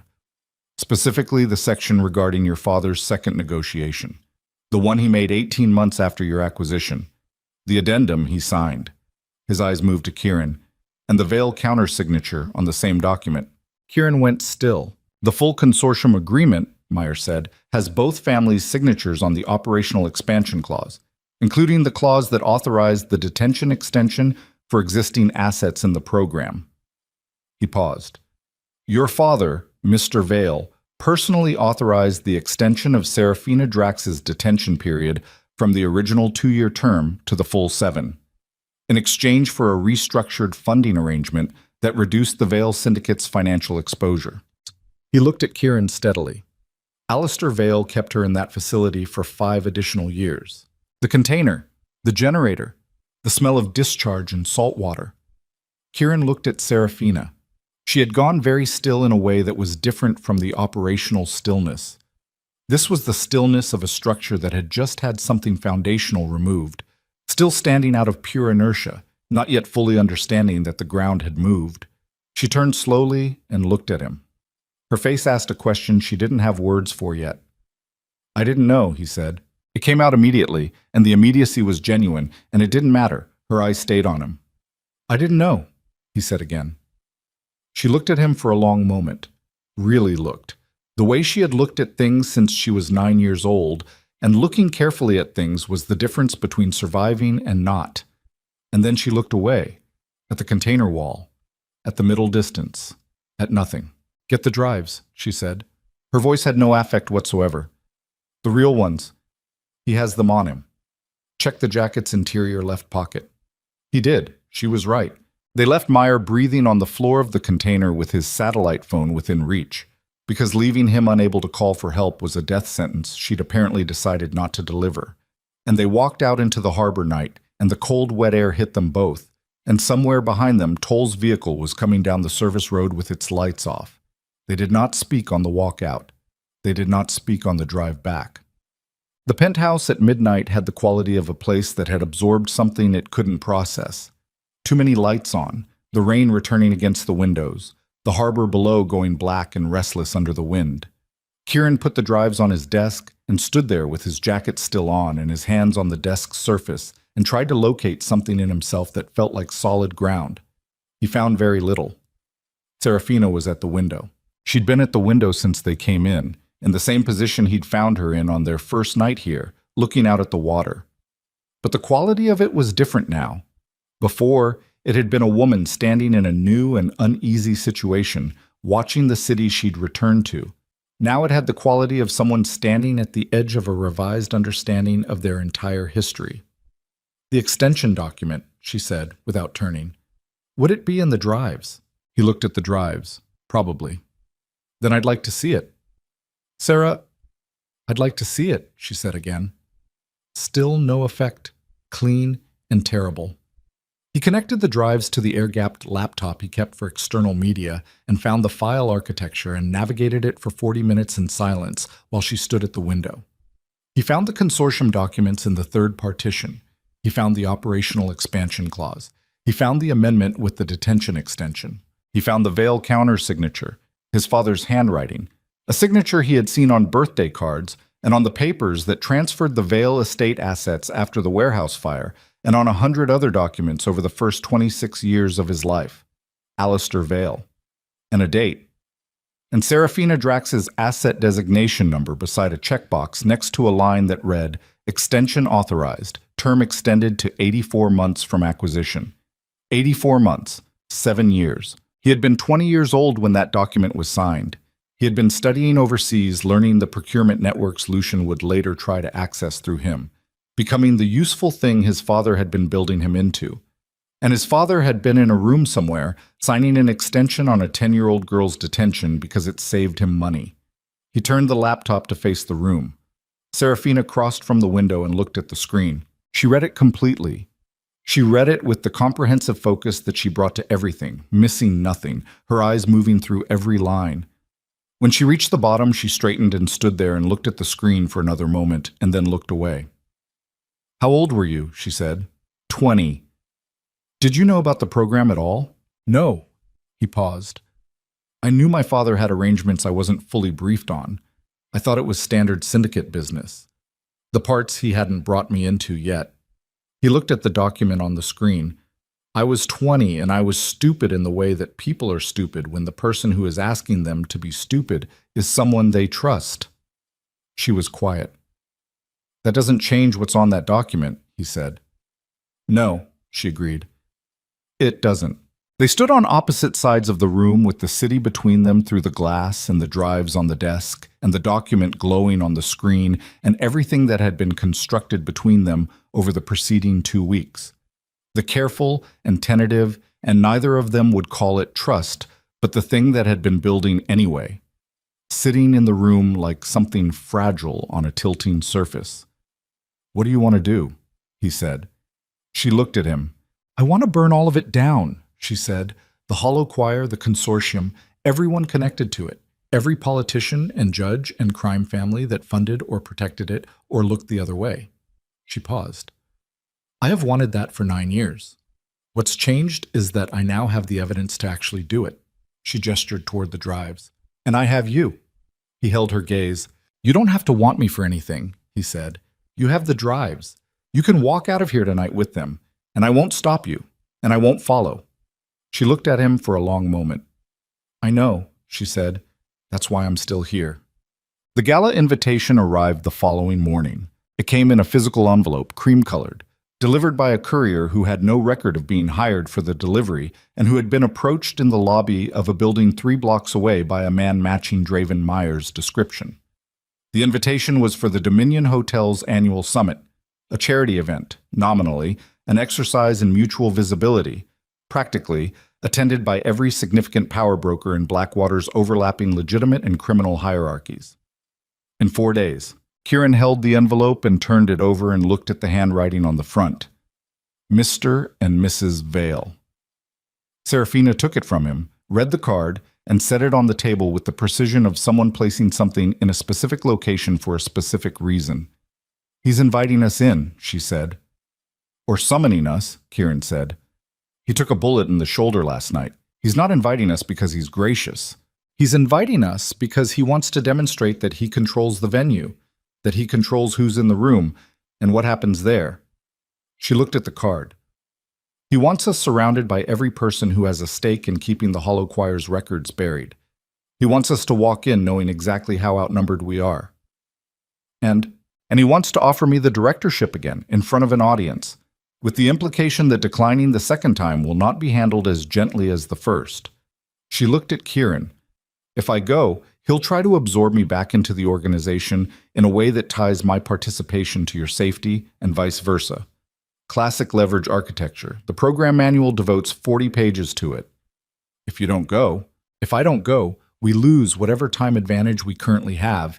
He distributes the drive's contents on his own terms to his own audience, and we spend the next 6 months trying to catch an organization that's already running. She was quiet for a moment. The gala is also the only event in the next month that gets every connected party into the same room. If we're going to use what's on those drives, if we're going to actually bring this down, we need the room. Kieran looked at the invitation. He thought about the freight yard and the container and Meyer's shoulder wound and the drives sitting in his office and the document with his father's signature and the look on Serafina's face when she read it. He thought about the person he'd been when he walked into the cathedral 2 weeks ago. The machinery of 15 years of careful construction clicking into place. The architecture of a revenge so patient and so complete that it had become the load-bearing structure of his entire identity. He thought about the fact that none of it was what he'd thought it was. Not the betrayal, not the warehouse, not the Vale name he'd rebuilt, not the marriage, not even the enemy he'd come back to destroy. All of it had been built on top of something he hadn't known existed, funded by money he hadn't known the source of, running on mechanisms his own father had helped design. He had spent 15 years preparing to burn down one man's house. He had just learned that he was standing inside the house he needed to burn. All right, he said. He picked up the invitation. We go to the gala. Serafina looked at him. And the drives, he said. I know someone in federal organized crime, old debt, someone who isn't on the list. He met her eyes. We send everything to him before we walk in. Full record, full documentation, every name on the consortium agreement. Whether we come out of the Dominion or not, the files go. She held his gaze. Whether we come out, she repeated.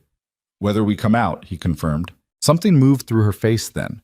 Not relief, nothing as simple as that, but a recalibration. A shifting of something that had been held in a fixed position for a very long time.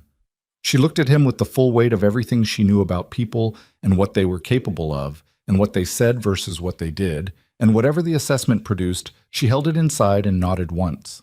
Then we have 4 days, she said, and there are things you need to know about how Meyer runs security in a public venue. She sat at the desk. He pulled a chair.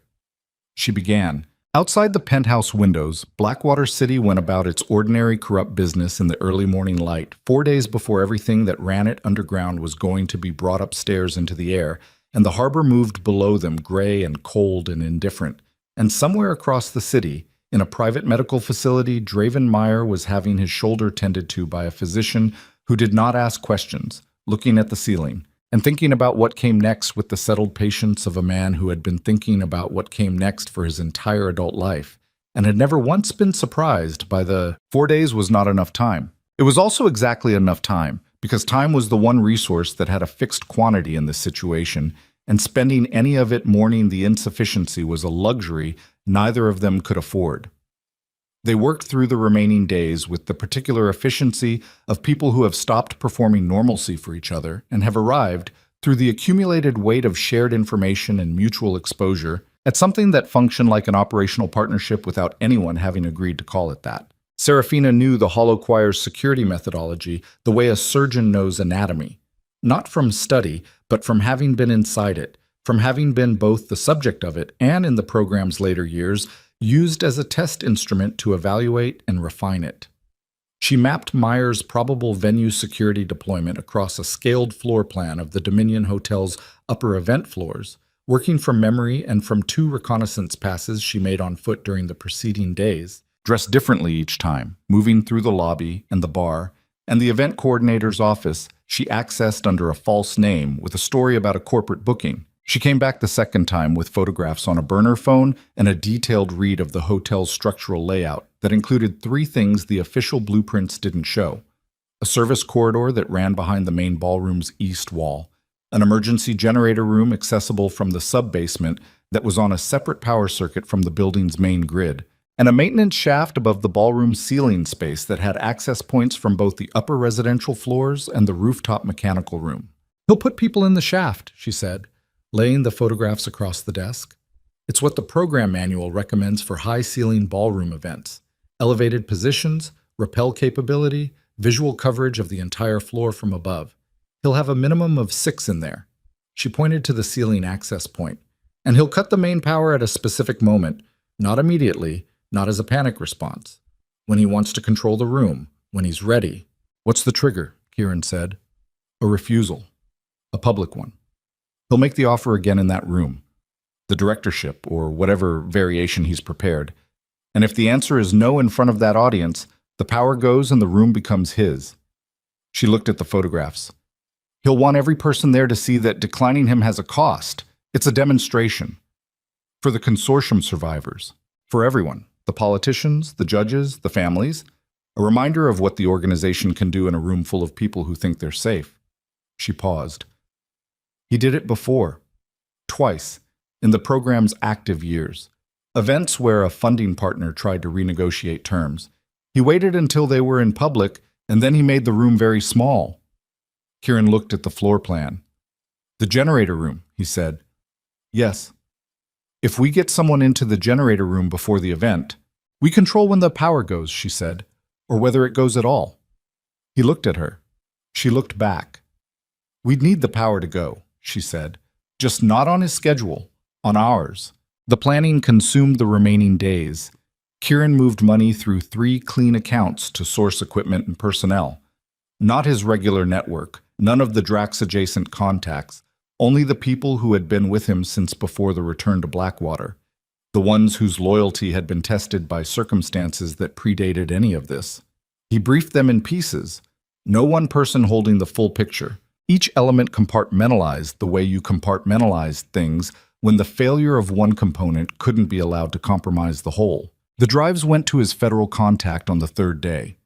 He drove them personally to a parking structure in the warehouse district and handed them through a car window to a man named Deakins, who had been trying to build a case against Blackwater's organized crime infrastructure for 11 years, and who received the drives with the expression of a man who has just been handed the answer to a question he'd stopped believing was answerable. "This goes out if we don't check in by midnight on the 4th day, Kieran said. "And if you do check in, then we'll talk about the rollout sequence, how to do it in a way that actually lands instead of getting buried." He held Deacon's gaze through the car window. "There are federal names on those drives. Sitting judges. People who will use every tool at their disposal to suppress this if they see it coming." Deakins looked at the drives in his hands. "I know what to do with material like this." "I know you do. That's why you're holding it." He drove back to the penthouse through the evening traffic and found Serafina at the kitchen table with a cup of cold coffee and the Dominion floor plan, and a small notebook in which she had been writing in a compact, precise hand that was not quite any alphabet he recognized, a modified notation system, he suspected, developed through years of recording things in environments where the recording couldn't be legible to anyone else. She looked up when he came in. "Done," he said. She nodded and looked back down at the floor plan. He poured himself water and leaned against the counter and watched her work and thought about the fact that 3 weeks ago she had been a photograph on a table, a means to an end, a name attached to a bloodline he intended to use and discard, and that he was now standing in his own kitchen at 9 in the evening, watching her annotate a tactical floor plan in a private notation system and feeling something in his chest that he had no immediate category for and did not have the time or the inclination to examine carefully. He drank his water. "Get some sleep," he said. "Tomorrow's the last prep day." She didn't look up. "You get some sleep." He almost smiled. He didn't. But what? The night of the gala came in cold and clear. The rain finally gone. The harbor flat and dark under a sky that had shed its clouds and gone to open black with the city's light pollution pushing back against it from below. Blackwater looked almost clean from above, the towers lit and the harbor reflecting them, and the streets moving with the ordinary traffic of a Thursday evening. Civilians, unaware that the upper floors of the Dominion Hotel were assembling a room full of people who had spent decades running things in the dark. Kieran wore a black suit, no tie. Serafina wore a dark red dress that fitted against her like a second architecture, structured at the shoulder, falling to mid-calf, the sleeves long, the back high. Nothing visible that wasn't intended to be visible. She had done her own hair and her own face with the particular precision she brought to everything, and she came out of her suite at 8:45 and looked at Kieran across the penthouse, and something passed between them that was not a conversation. "Ready?" she said. "Yes." They went down. The Dominion Hotel's grand ballroom occupied the 42nd and 43rd floors of the Obsidian Tower on Harbor Boulevard, a double-height space with a glass ceiling that looked out over the city's skyline and which had been fitted for the evening with crystal chandeliers and a full orchestra on a raised platform and tables along the perimeter laid with the kind of precision that required 3 catering staff per table. The guest list ran to 240. The room smelled of cut flowers and champagne and the specific expensive neutrality of a space that had been professionally scented to suggest that nothing unpleasant could occur within it. Kieran and Serafina moved through the room with the ease of 2 people who had been in rooms like this before and understood that the room was a performance, and the performance required that everyone within it maintain the collective fiction of their own respectability. He took a glass of water from a passing tray. She took nothing. They worked the perimeter, exchanging the minimal social interactions required by the event's architecture, and Kieran was simultaneously reading the room's security topology. 6 Dominion staff who weren't Dominion staff, 3 individuals on the upper mezzanine who were positioned rather than present, 2 men near the service corridor entrance who had the same lapel cut as the flanking men from the freight yard container. Myers' people. 11 visible, which meant more he couldn't see. His own people were in position. Cress in the generator room, access through the service entrance 90 minutes before the event began. 2 others on the rooftop above the ceiling shaft access. Toll in the lobby with a vehicle and a very specific set of instructions for a very specific sequence of events. He checked his watch. 9:14. He found Lucien Drax at the far end of the room near the orchestra platform, talking to a man in a navy suit who Kieran recognized from the consortium documents as a state appellate judge.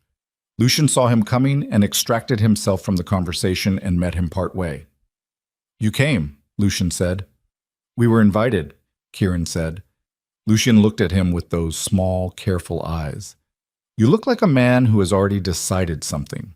Most men at these events have already decided something. Most men here have decided what they're willing to trade and for how much." Lucien glanced toward Serafina, who was 20 feet away in apparent conversation with a woman Kieran didn't recognize. "She know what tonight is." "She knows more about tonight than anyone in this room," Kieran said, "including the man who sent the invitation." Lucien was quiet for a moment. "You're going to do something." "I'm going to finish something," Kieran said. "The question is whether you're standing on the right side of the room when it happens." Lucien looked at him. "What do you need?" he said. "When the lights go, keep your people calm and keep them near the east wall. Service corridor access. Don't let your security engage anyone unless someone comes directly at you." "And Sarah?" "She's not yours to manage tonight," Kieran said. "She hasn't been yours to manage for a long time." Something crossed Lucien's face. Not argument, not protest, but the specific expression of a man receiving a truth he has known for years and has finally stopped having the energy to refuse. He looked old, in that moment. Not weak, just old and carrying a very long weight, and perhaps beginning to understand that the weight was not going to be redistributed into something more manageable by any action available to him. He nodded. Kieran moved back into the room. At 9:47, Dravenmire arrived. He came in from the mezzanine level, appearing at the upper railing with his silver hair and his dark suit and his shoulder held with the slight careful carriage of a man managing a recent wound, and he looked down at the ballroom floor with the expression of a man surveying something he owns. The sling was gone. He'd chosen not to wear it, Kieran noted, because a sling was a vulnerability display, and Meyer did not display vulnerabilities in rooms he controlled. His eyes found Kieran first, then Serafina. He came down the mezzanine stairs and moved through the room with the unhurried precision of someone who knew the geometry of every obstacle around him and had pre-calculated every path. People moved aside for him without entirely understanding why they were doing it. The specific social gravity of a man whose presence communicated at a frequency below conscious processing that his passage took priority. He reached them at the room's center.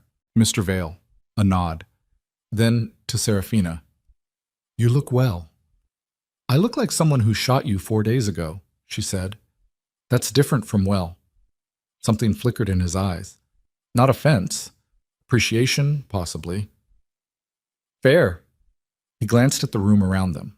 The orchestra playing, the guests distributed across the space in their clusters of commerce and alliance and mutual performance. Quite a gathering. You put it together, Kieran said. I curated it. It assembles itself. People like this have their own gravity. He straightened his jacket with his good hand. I thought a public venue was appropriate for a public conversation. He looked at Serafina.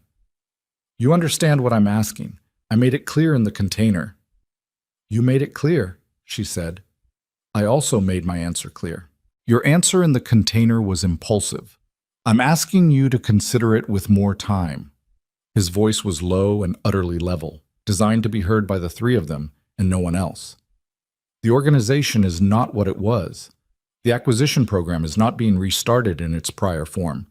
That methodology has limitations that the program's history demonstrates. What I'm building is different, smaller, more selective, an intelligence network, not a, he paused, selecting the word carefully, a manufacturing operation.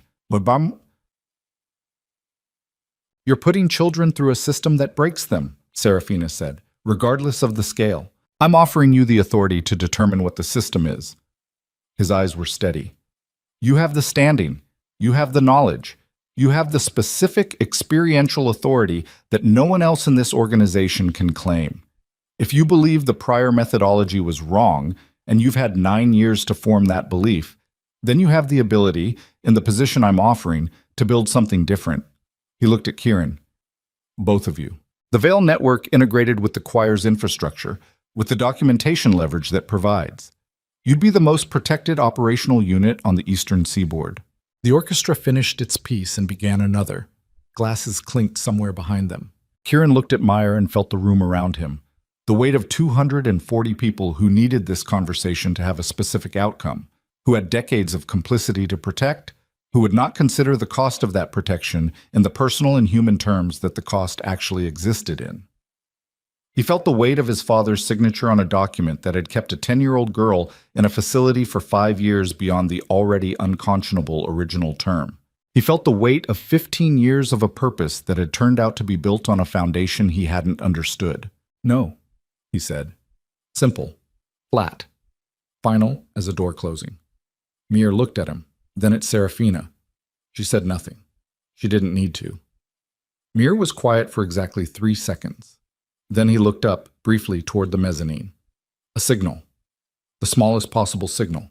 Not a gesture, not a word, just the direction of his gaze for 1 second and then back. Kieran had been waiting for it.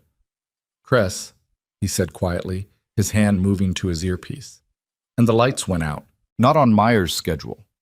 12 seconds before Meyer's schedule, because Cress had been watching the generator room's external sensor feed and had identified the Meyer operative who arrived to execute the power cut approximately 90 seconds before the signal, and had handled the operative and executed the cut himself on Kieran's standby command. The ballroom went black. The orchestra stopped. 240 people in a room that was suddenly dark and silent generated a sound that was not quite screaming and not quite silence. A collective sharp intake, a scraping of chairs, heels on marble, someone's glass shattering, voices beginning to multiply and register in anxiety. And then the ceiling erupted. 6 rappel lines dropping simultaneously from the ceiling access points. 6 Meyer operatives descending in the dark with weapons and lights, exactly as Serafina had predicted and Kieran had planned for, and the lights from their equipment swept the ballroom in cutting white beams that caught the crowd in its frozen disarray of evening wear and terror. What Meyer's operatives found when they hit the floor was not the contained, surrounded couple they'd been deployed to control. Kieran was already moving. He went left hard into the operational geometry he'd mapped over the preceding 4 days, the rehearsed route through the ballroom's table configuration that took him to the first descending operative before the man's feet fully hit the marble. The operative was good, trained, fast, already swinging the weapon line to cover, but he'd spent his descent with his eyes adjusting from the ceiling dark to the ballroom dark, and Kieran had spent 4 days with the floor plan and knew exactly where the man's feet were going to land. The impact was brief and complete. The weapon was in Kieran's hand before the operative finished landing. Across the room, in the chaos of sweeping lights and screaming guests, Serafina had done something that Kieran registered in peripheral vision and which would have, in any other context, stopped him entirely. She had moved into the light beams rather than away from them, using the operative's own illumination as a navigation system, reading their positions from the light sources, the way you read a map, moving between the beams with a precision that reduced her profile to practically nothing and put her inside the reach of the second operative's line before he'd completed his rappel. The second operative didn't finish his rappel. 2 down. Meyer was moving toward the service corridor. Kieran saw it in the fractured light. The silver-haired figure making for the east wall, one of his flanking men cutting a path through the fleeing guests, using the crowd as cover and interference. Smart. Practiced. The movement of someone who had planned for the scenario in which the scenario went wrong. He went after him. The ballroom was full of motion and noise now. Guests streaming for the exits. The Meyer operatives on the floor trying to reorient. Lucien Drax's security team near the east wall holding their position the way Kieran had instructed.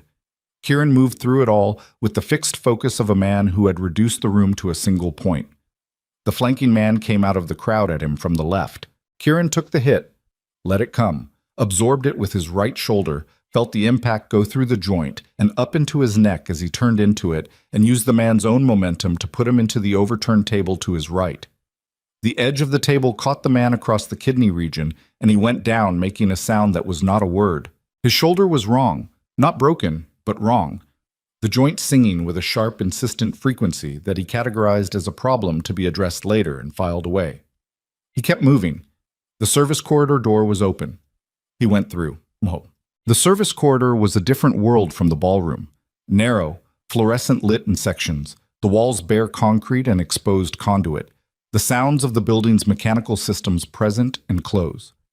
The corridor ran the length of the east wall and then angled south toward the freight elevator bank, and Kieran moved along it fast, his shoulder sending its signal with increasing insistence, the weapon he'd taken from the operative in his right hand. He heard them ahead, footsteps, 2 sets, one heavier than the other, moving at pace. He came around the angle of the corridor and saw them. Meyer and the flanking man 20 feet ahead reaching the freight elevator. The elevator doors were already open, held open, which meant there was someone in the car waiting to receive them, which meant Meyer had planned the exit route with his characteristic thoroughness. "Meyer," Kieran said. His voice in the corridor was flat and very loud against the concrete. Meyer stopped. He turned. The flanking man had a weapon up in the same motion, pointed at Kieran's chest, and Kieran held his own weapon level, and they stood in the narrow corridor with the fluorescent light humming overhead and 20 feet between them. "Let him go," Meyer said to the flanking man. The man lowered the weapon slowly. Meyer looked at Kieran across the distance. "The drives are already in federal hands," Kieran said. "Deacons at the organized crime unit before tonight. It goes public whether I walk out of here or not." Meyer was quiet. His shoulder was clearly hurting. The suit jacket on that side had a darkness spreading near the seam that suggested the wound had reopened, possibly during the ballroom movement. His face was very controlled and very pale. "I know," Meyer said. Kieran went still. "I know about Deacons," Meyer said. "I know you transferred the drives on Thursday. I know the federal contact." He looked at Kieran with something that was almost tiredness. "I've known about your investigation since day 4. The Pell contact registered in our network within hours. The archive access the following day." A pause. "I let it continue because the investigation's outcome doesn't change the material situation.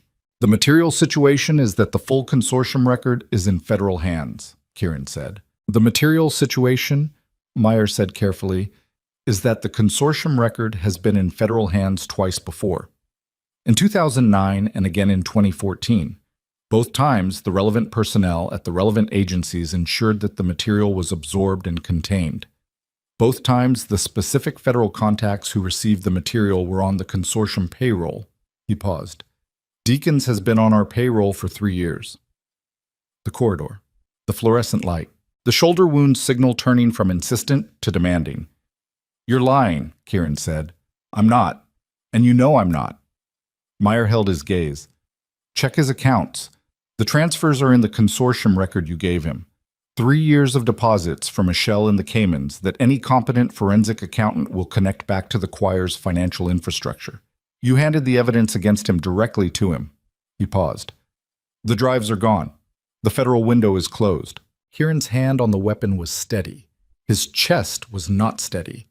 "So here we are," Meyer said, "without the leverage you planned to use, without the exit you arranged. And I'm going to ask you again. Not the partnership, not the directorship. I understand the answer to those questions. I'm going to ask you a simpler question." He looked at Kieran directly. "What are you willing to do to end this? Not expose it. End it. Completely. Permanently." From behind Kieran, in the corridor, footsteps. He didn't turn. He knew the sound. Serafina came alongside him, and she was breathing hard, and there was blood on her left forearm that was not hers from the cut of someone else's work, and her dress was torn at the shoulder seam, and she looked at Meyer across the corridor with an expression that Kieran had not seen on her before. Not the operational emptiness, not the managed blankness, but something raw and absolutely present. Like everything she'd spent years covering had come to the surface all at once, and she had decided, in the last few minutes, to let it stay there. She looked at Meyer for a long moment. Then she looked at Kieran. "Deacons," she said. "He's—" "I know," Kieran said. She absorbed that. 1 breath, 2. "Then the gala was for nothing," she said. "Not for nothing." He looked at her. "We're standing in a corridor with the man who ran the program, and his organization just lost its public venue and 6 of its operatives, and whatever the consortium attendees thought they were buying tonight is not what they walked into." He held her gaze. "The leverage play didn't work. We go to the source." She looked at him. "The submarine dock," she said. "Yes." Meyer had gone very still. Kieran looked back at him. "The Meridian Harbor facility," Kieran said. "The one you've been using as the rebuild's primary infrastructure hub. My cell trace puts it in the abandoned dock complex at the South Harbor." He watched Meyer's face. "We're going there tonight, and we're not going there to negotiate."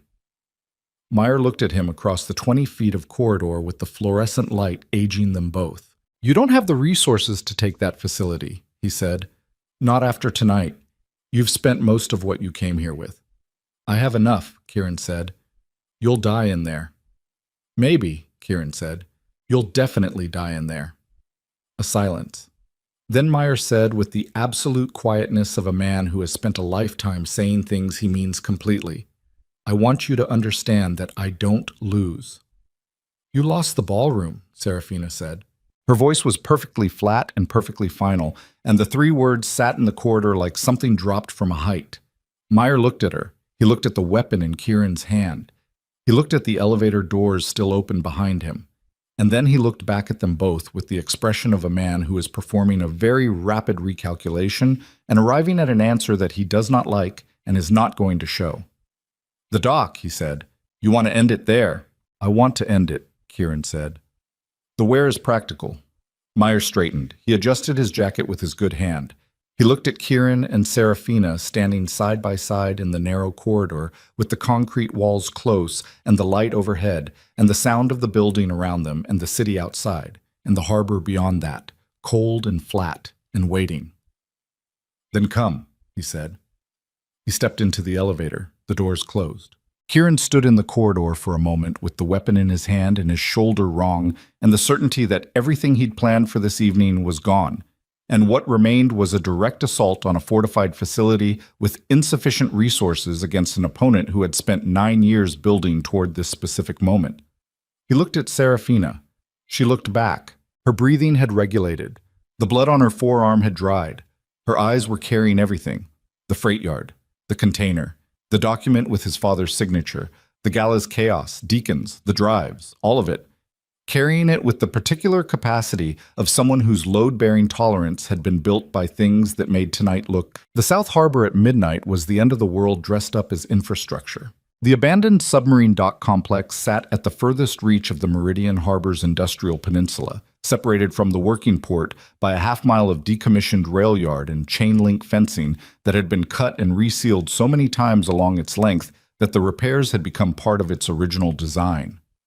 The water here was black and still in the pocket between the concrete breakwaters, undisturbed by the harbor traffic further north, and the smell was different, older, heavier, the salt and diesel underlaid by something mineral and cold that belonged to enclosed water that had been sitting in the same stone channel for decades. The dock complex itself was 3 connected structures: a main above-ground warehouse building that had been converted into operations space, a submarine bay that ran beneath the warehouse floor and opened to the harbor through a submerged gate, and a series of lower detention and utility corridors that connected the 2 principal structures through the bedrock. The whole thing was dark from the outside. No lights, no visible activity, the kind of darkness that was too complete and too consistent to be natural. Meyer had gone in ahead of them. He'd had 22 minutes. "He'll have pulled everyone in from the Gala network," Serafina said. They were crouched behind a rusted equipment shed at the complex's northern perimeter, Toll beside them, and 2 of Kieran's remaining men flanking the approach. The shoulder wound had been field-dressed in the car with tape and gauze from the kit in the glove compartment, and it had stopped bleeding but had not stopped its signal, which had upgraded from demanding to a continuous blunt frequency that lived behind Kieran's right eye. He had stopped acknowledging it. "He knows we're coming. This isn't an approach on an unprepared position." "How many?" Kieran said. "Inside the building, probably 12 to 15.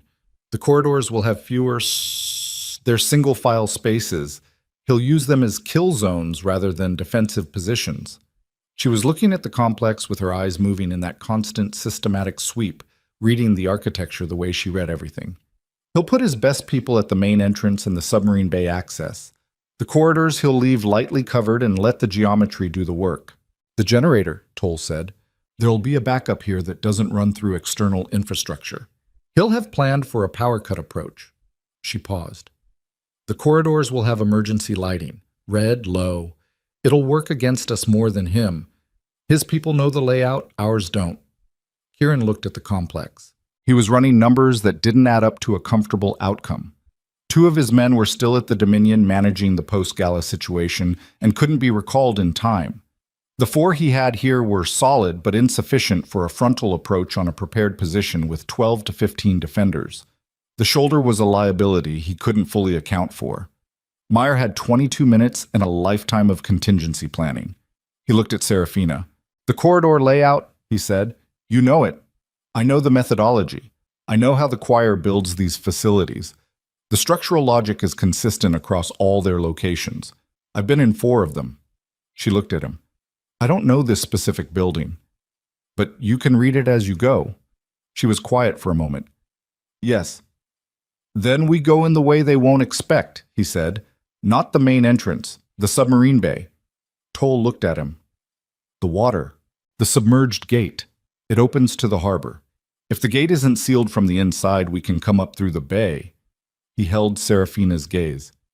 "Can you swim?" "Can I swim?" she repeated, flatly. "Cold harbor water. Underwater gate transit. Probably 40, 50 meters." She looked at him with an expression that said she had done things that made harbor swimming look like a recreational activity and chose not to enumerate them.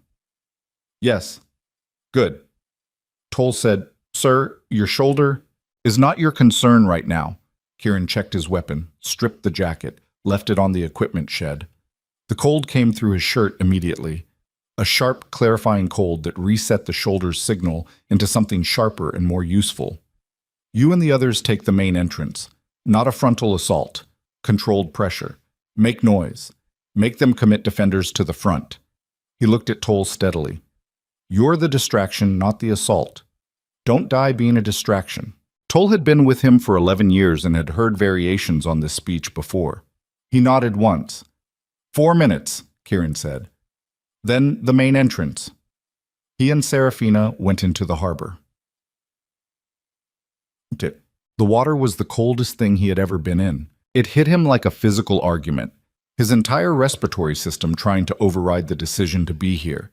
His lungs compressing, the cold driving inward through the shirt and against the shoulder wrap and into the joint itself, where it did something extraordinary and terrible simultaneously, the pain spiking and then converting into a numbing that was worse in its implications than the pain had been. He controlled the breath, controlled the buoyancy, moved. Serafina was ahead of him. She moved through the water with the economy of someone who had been trained in closed water navigation and whose body retained that training the way it retained everything else, below the level of decision, as pure function. He followed her line, matching her depth, keeping the harbor wall to his left as they worked around the southern face of the dock structure toward the submarine bay's exterior opening. The gate was a heavy steel panel mounted in the concrete face of the dock's foundation, designed to seal the bay from harbor access. It was not sealed. The gap at the bottom was 18 inches. Deliberate, Serafina's hand signal indicated, pointing at the gap's uniform clearance. Not deterioration. Left open. Maintained open. A secondary access route that Meyer had factored into the facility's design because Meyer factored everything into everything. She went through first.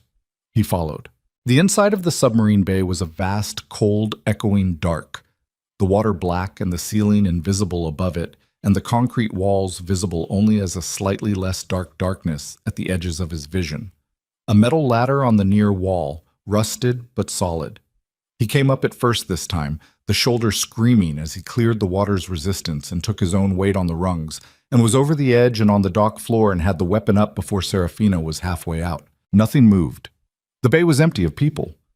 Full of infrastructure, old equipment, cable runs, the heavy hydraulic hardware of the submarine gate system, and along the far wall, newer additions. Server racks and cooling housings, equipment he recognized as the physical backbone of a serious distributed communications network, and 3 large document safes bolted to the floor. The real archive. Not the drives. Those were fragments. This was the whole. Serafina came up beside him, dripping, her hair flat against her face, and she looked at the safes and then at the door in the far wall that led to the corridor system, and her jaw did something small and contained. He kept everything down here, she said. Yes, he was always going to use it. She looked at the safes, not just as leverage, as proof of concept, documentation that the program worked, that it produced what he said it would produce. Her voice was very even. He wanted a record of achievement. Kieran looked at the door. From above them, muffled through the warehouse floor, the sound of Toll's approach beginning, controlled gunfire, structured, doing its work as distraction. The corridors, he said, take me through. The red emergency lighting turned the corridors into something from a different category of experience. The low crimson wash flattening all depth, making the walls feel closer than they were, reducing everything to silhouette and shadow. The sound from above was louder in the corridors, transmitted through the concrete with a directness that made it feel closer and more chaotic than it was. The first contact came at the second junction. A mere operative, yet young, positioned at the corner with a rifle and the training to hold his position. What he didn't have was a read on the approach vector. He was covering the corridor entrance from the dock-level stairwell, not the submarine bay access, and Serafina came from the angle he wasn't watching. She didn't use the knife. She used the wall. The specific application was brief and completely professional, and the man was on the floor making no sound within 4 seconds. And she was up and moving, and Kieran was behind her, and they were past the junction before the echo of the movement had finished in the concrete walls. The second operative they heard before they saw him and Kieran handled it with a low shot that was not lethal because the operative's body armor redirected the impact into a rib group and the man went down unable to function, but breathing. The third junction opened into a wider space, a monitoring room, 6 screens, 2 people. Kieran took the left. Serafina took the right. It was over in the time it took to cross the room. She sat at the monitoring console, and her hands moved across the keyboard with the specific fluency of someone who had spent years being forced to learn systems like this one and had retained the knowledge the same way she retained everything, involuntarily, permanently. She pulled up the facility map. "Here," she said, pointing at the screen. A room at the corridor system's deepest point, below the main warehouse floor, at the same level as the submarine bay but on the opposite end of the structure. He'll be there. It's the only space in the facility with external access independent of the main structure. She traced the route with her finger. 2 corridors. 1 more junction. How many defenders between here and there? She looked at the security camera feeds on the adjacent screens. 2 of the 4 cameras in the corridor system were still live. 1 showed an empty passage. 1 showed a passage with a single operative at the far end. "1 more we can see," she said, "which means 1 more we can't." Kieran looked at his weapon. The magazine had 2 rounds less than it should have. "How far is the room from the submarine bay?" She measured on the screen. 30 meters. He looked at her. "If I flush him out from the room and drive him toward the bay, can you cut him off?" She looked at the map for a moment. "Yes," she said. He believed her. He went alone through the last corridor. The shoulder had crossed from numbing back into pain, which he understood as the cold wearing off and the tissue reasserting its damage report. He processed it as information and kept moving. The red light made the concrete walls look like the inside of something organic, lung-like, hot-colored, close. He moved past the last junction, and the operative he couldn't see came from the alcove he'd predicted, and Kieran took the hit across his left side, felt a rib report something sharp and immediate, and the operative was larger than the previous ones and had the training to close and grapple rather than create distance, and there was a period of perhaps 12 seconds in the corridor that was not graceful and not clean, and that cost Kieran the use of his right arm from the shoulder down for the duration. He finished it with his left hand and a section of exposed conduit from the wall. The operative was alive. Kieran was not entirely certain he was going to remain upright. He leaned against the wall for a moment in the red light and took inventory. Shoulder, non-functional. Rib, compromised. Breathing functional but expensive. Left side, intact. Weapon, in his left hand and operational. The room door, 12 feet ahead. He got off the wall. He went to the door. He opened it. Draven Meyer was at a desk. He was sitting at a desk in the center of a room that was larger than the corridors, the ceiling higher, the equipment more concentrated, more servers, more safes, and along one entire wall, floor to ceiling, a grid of printed photographs and documents, and connecting lines that was the physical manifestation of the organization's architecture, pinned and strung across the concrete with the obsessive completeness of a man who had spent years building something he intended to outlast himself. He had a weapon on the desk within reach. He didn't reach for it. He looked at Kieran in the doorway, at the shoulder, the rib, the weapon in the left hand, the overall condition, and something in his face did what it always did, assessed, calculated, and arrived at an answer that it kept entirely interior. "You made it through," he said. Kieran crossed the room. He stopped 6 feet from the desk, weapon up, and his breathing was doing what it needed to do and nothing else. "Where are the detonators?" he said. Meyer looked at him. "The building is rigged," Kieran said. "It was rigged before we came in. You'd have planned for the scenario where the facility is compromised. You plan for every scenario. There are explosives in this structure, and you have the detonator." He held Meyer's gaze. "I want them. Now." A silence. "Side drawer," Meyer said. "Left." Kieran didn't move to the desk. "Slide it across." Meyer opened the drawer and removed a device. Small, black, 2 switches, a guard cover over the activation, and placed it on the desk surface and pushed it toward the edge. Kieran took it with his left hand without lowering the weapon and put it in his pocket. Meyer watched him. "How many people have you lost tonight?" Meyer said. "None of yours to count." "How many of mine?" "Enough." Meyer looked at the wall behind him, the map, the grid, the architecture of everything he'd built. He looked at it the way a man looks at something he has spent his entire life constructing and is in the process of understanding he will never see completed. I want you to know, he said, that I believe in what I built. I understand that you don't. I understand that from your position, the program was a specific category of crime with specific victims and a specific moral weight.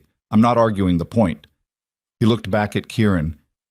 I'm telling you that for mine, it was a coherent vision of how power is cultivated and sustained across generations, and that every decision I made within it was made in full understanding of its costs and in genuine conviction that those costs were justified by the product. He paused. I want you to know that because I want you to understand that you're not ending something that was monstrous in spite of itself. You're ending something that was built to be exactly what it is. I know, Kieran said. That's why I'm ending it. The door behind him opened. Serafina came through. She was wet and she had a cut along her left cheekbone, and she was carrying a weapon she'd acquired somewhere in the corridors. And she stopped just inside the door and looked at Mir across the room, and the room contracted around the three of them into something that had the quality of a long time arriving at its point. She looked at the wall, at the photographs, at the documents, at the children's case files in the grid's upper section, photographs of faces, ages listed, dates, designations. She looked at them long enough to find what she was looking for, and when she found it, her face did something that Kieran watched and could not fully name. Not grief, because she had processed grief in some private architecture over 9 years, but the specific raw exposure of seeing your own history displayed as an administrative record, a line in a grid, a photograph of a child's face next to a catalog number. She looked at it for a long time. Then she looked at Meyer. I need you to hear something, she said. Her voice was very quiet and very clear. I was 9 years old, she said.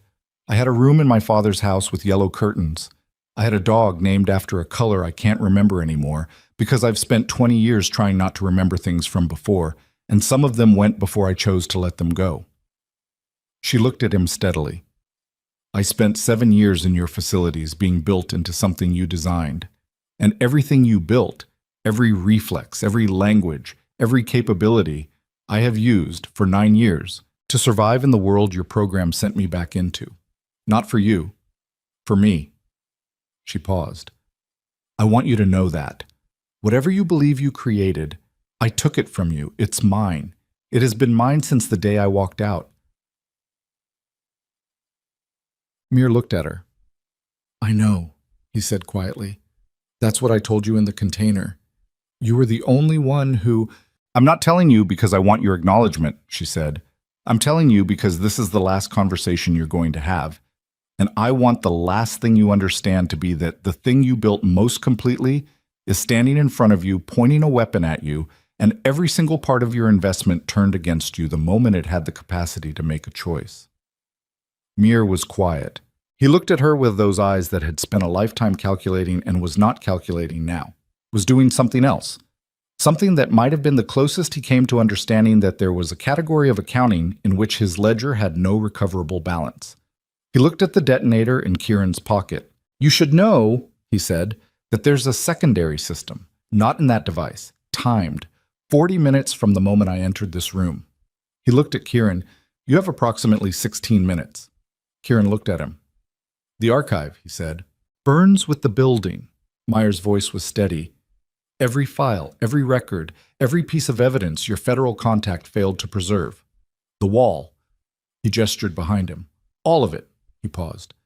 You can stop it. The secondary trigger panel is in the submarine bay, hardwired to the system. You have the time. You'd have to leave this room now. They looked at each other. Or, Mir said, you stay. And we settle it the way it should be settled. And the building takes the archive and the evidence and this conversation, and all three of us, and the organization loses its director and its physical infrastructure, but survives, because the people and the money and the network exist outside these walls and will reconstitute in time. He looked at Kieran. Your choice. Kieran looked at the wall, at the case files, at the names, at the photograph grid that represented 43 children. He took the detonator out of his pocket. He looked at Serafina. She looked back. He made the decision in the same moment she did, and he knew, looking at her, that they had made the same one. He turned and walked out of the room. She was one step behind him, and then she was beside him, and they were moving through the corridor at a pace that was not quite running, and then was running. Kieran's rib filing its complaint at every stride and his shoulder swinging with the uselessness of something that had disconnected from the system, and the red emergency light strobed past them as they went. Behind them, a single shot. One shot, in the room they'd left. Neither of them slowed. The submarine bay was 60 seconds at this pace, and they made it in 50, the door crashing open, the cold of the water still present in the air of the high space, and Kieran went directly to the wall panel she'd identified from the map, a gray metal box beside the server racks, locked with a 4-digit panel. "Code," he said. "I don't—" She crossed to the panel and looked at it, and her hands went to the keypad, and she entered a sequence without pausing. The sequence she entered from the muscle memory of the program's own methodology, the default override code used across all choir facilities, a code she had learned in the facility's final year when they had started including her in operational logistics as part of the conditioning's later phase. The panel opened. The time system's display showed 9 minutes and 40 seconds. She looked at the wiring for 4 seconds, and then her hands went into the panel, and she found the primary trunk cable and pulled it, and something in the display changed and then stopped. The display went dark. She stood back. The bay was quiet. From above, through the floor, the sounds of Toll's engagement were tapering. Fewer shots, longer intervals, the acoustic signature of a situation resolving. Serafina's hands were shaking. She looked at them as if they belonged to someone else. The shaking arriving now that the function was complete, her body's accounting of everything the last several hours had cost arriving all at once in the only form it could find. She pressed her hands flat against her thighs, and the shaking didn't stop but became less visible. Kieran looked at the safes along the wall, the archive. "We need Deacons to be wrong," he said. "We need a different contact," she said. "I have one." He looked at her. "Older than Deacons, before the veil reconstruction. Someone who has reason to want this exposed that isn't financial." He paused. "A woman named Corvin. She lost a child to the choir in 2003. She's been building a parallel case for 20 years with whatever fragments she could acquire." He met Serafina's eyes. "She has the standing, she has the will, and she is specifically, deliberately, not on any payroll that can be traced to any organization in the city." Serafina looked at him for a moment. "You had a backup," she said. "I had a backup," he said. Something moved through her face. Not relief, which was too simple, but the specific recalibration of someone adjusting to the information that they were not, in fact, entirely alone in this. "Let's get the safes open," she said. They brought the drives and the hard copies out through the submarine bay's harbor gate as the building above them was secured by Toll's people, and the sounds of the facility finished their settling. Lucien Drax arrived at the complex's perimeter at 2 in the morning with 6 armed men and the expression of someone who had been listening to the situation develop from a distance and had decided, finally, that proximity was required. He found his daughter coming up the harbor access ladder in a torn red dress with a cut on her cheekbone and a waterproof case full of documents she'd pulled from the safes with the pry bar from Kieran's car. He reached down to take her arm and help her up. She looked at his hand. She looked at his face. She climbed up without taking it. Lucien stood at the top of the ladder as she passed him, and something in him, some structure that had been maintained through decades of will and justification and the specific armor of a man who had decided that survival required a certain quality of self-deception, that structure made a sound, internal, like a load-bearing wall that has passed its limit. "Sarah," he said. She stopped. She didn't turn. "There is nothing," she said quietly, "that you can say right now, and I don't have the energy to hear you try." A pause. "If you want to be useful, have your people secure the building. The director is dead in the lower room. His operatives are incapacitated throughout the corridor system. There is a secondary explosive system that has been disabled but should be verified by someone who knows what they're looking for." She walked toward the car. Lucien stood at the top of the harbor ladder and watched her go, and the thing that had been his face for 30 years of running an empire did something very small and very final, like a door swinging shut on an empty room. He turned to his men. "Do what she said," he told them. "Ike." It took 6 weeks for Corvin's case to break through. 6 weeks of documents and testimony and the specific machinery of a legal system being asked to process something it had been used to bury before, this time by people who had acquired the leverage and the standing to make the burial impossible. The names on the consortium agreement generated a federal task force. The task force generated arrests. The arrests generated more names. The architecture of it was not clean or swift or satisfying in the way that the narrative of justice tends to present itself. It was slow and contested, and several of the figures involved hired legal representation that delayed proceedings for months and would continue to delay them. But it moved. The first arrest made the news on a Tuesday morning in early winter. Kieran was in a coffee shop 200 miles from Blackwater when he saw it on the television above the counter, and he sat with his cup going cold and watched the footage of federal vehicles outside a building he recognized and felt something he could not immediately categorize. Not satisfaction, exactly. Not the clean triumph he had imagined in 15 years of preparation. Something more exhausted and more honest than that. Something that understood the cost fully, without the relief filtering it. Lucien Drax was arrested on the 4th day of the investigation sweep. He did not fight it. According to Corvin, who called Kieran to deliver the news, he had arrived at the federal building with his lawyer and a complete set of financial records that he had apparently prepared in advance and which documented his own consortium involvement comprehensively. He had provided a full statement. He had named every name he knew. Corvin described it as the most orderly self-dismantling she had ever witnessed. Kieran sat with the phone after the call and thought about Lucian's hand at the top of the harbor ladder and Serafina walking past it, and what it meant that a man capable of what Lucian had done was also capable, in the end, of this.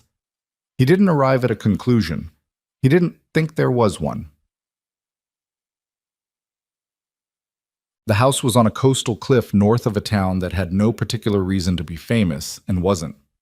A wood-framed house, 2 stories, weathered gray by the salt air to the particular color of driftwood, set back from the cliff edge by a garden that had been left mostly to itself and had made its own decisions about what to grow.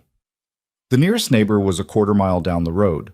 The town was 8 minutes by car and had what was required: a market, a hardware store, a diner that opened at 6 and closed at 2 and had no opinions about who came in or what they ordered. Kieran bought it in early December under a name that was legally his, through processes that had been established years before this and that no one who mattered would look twice at.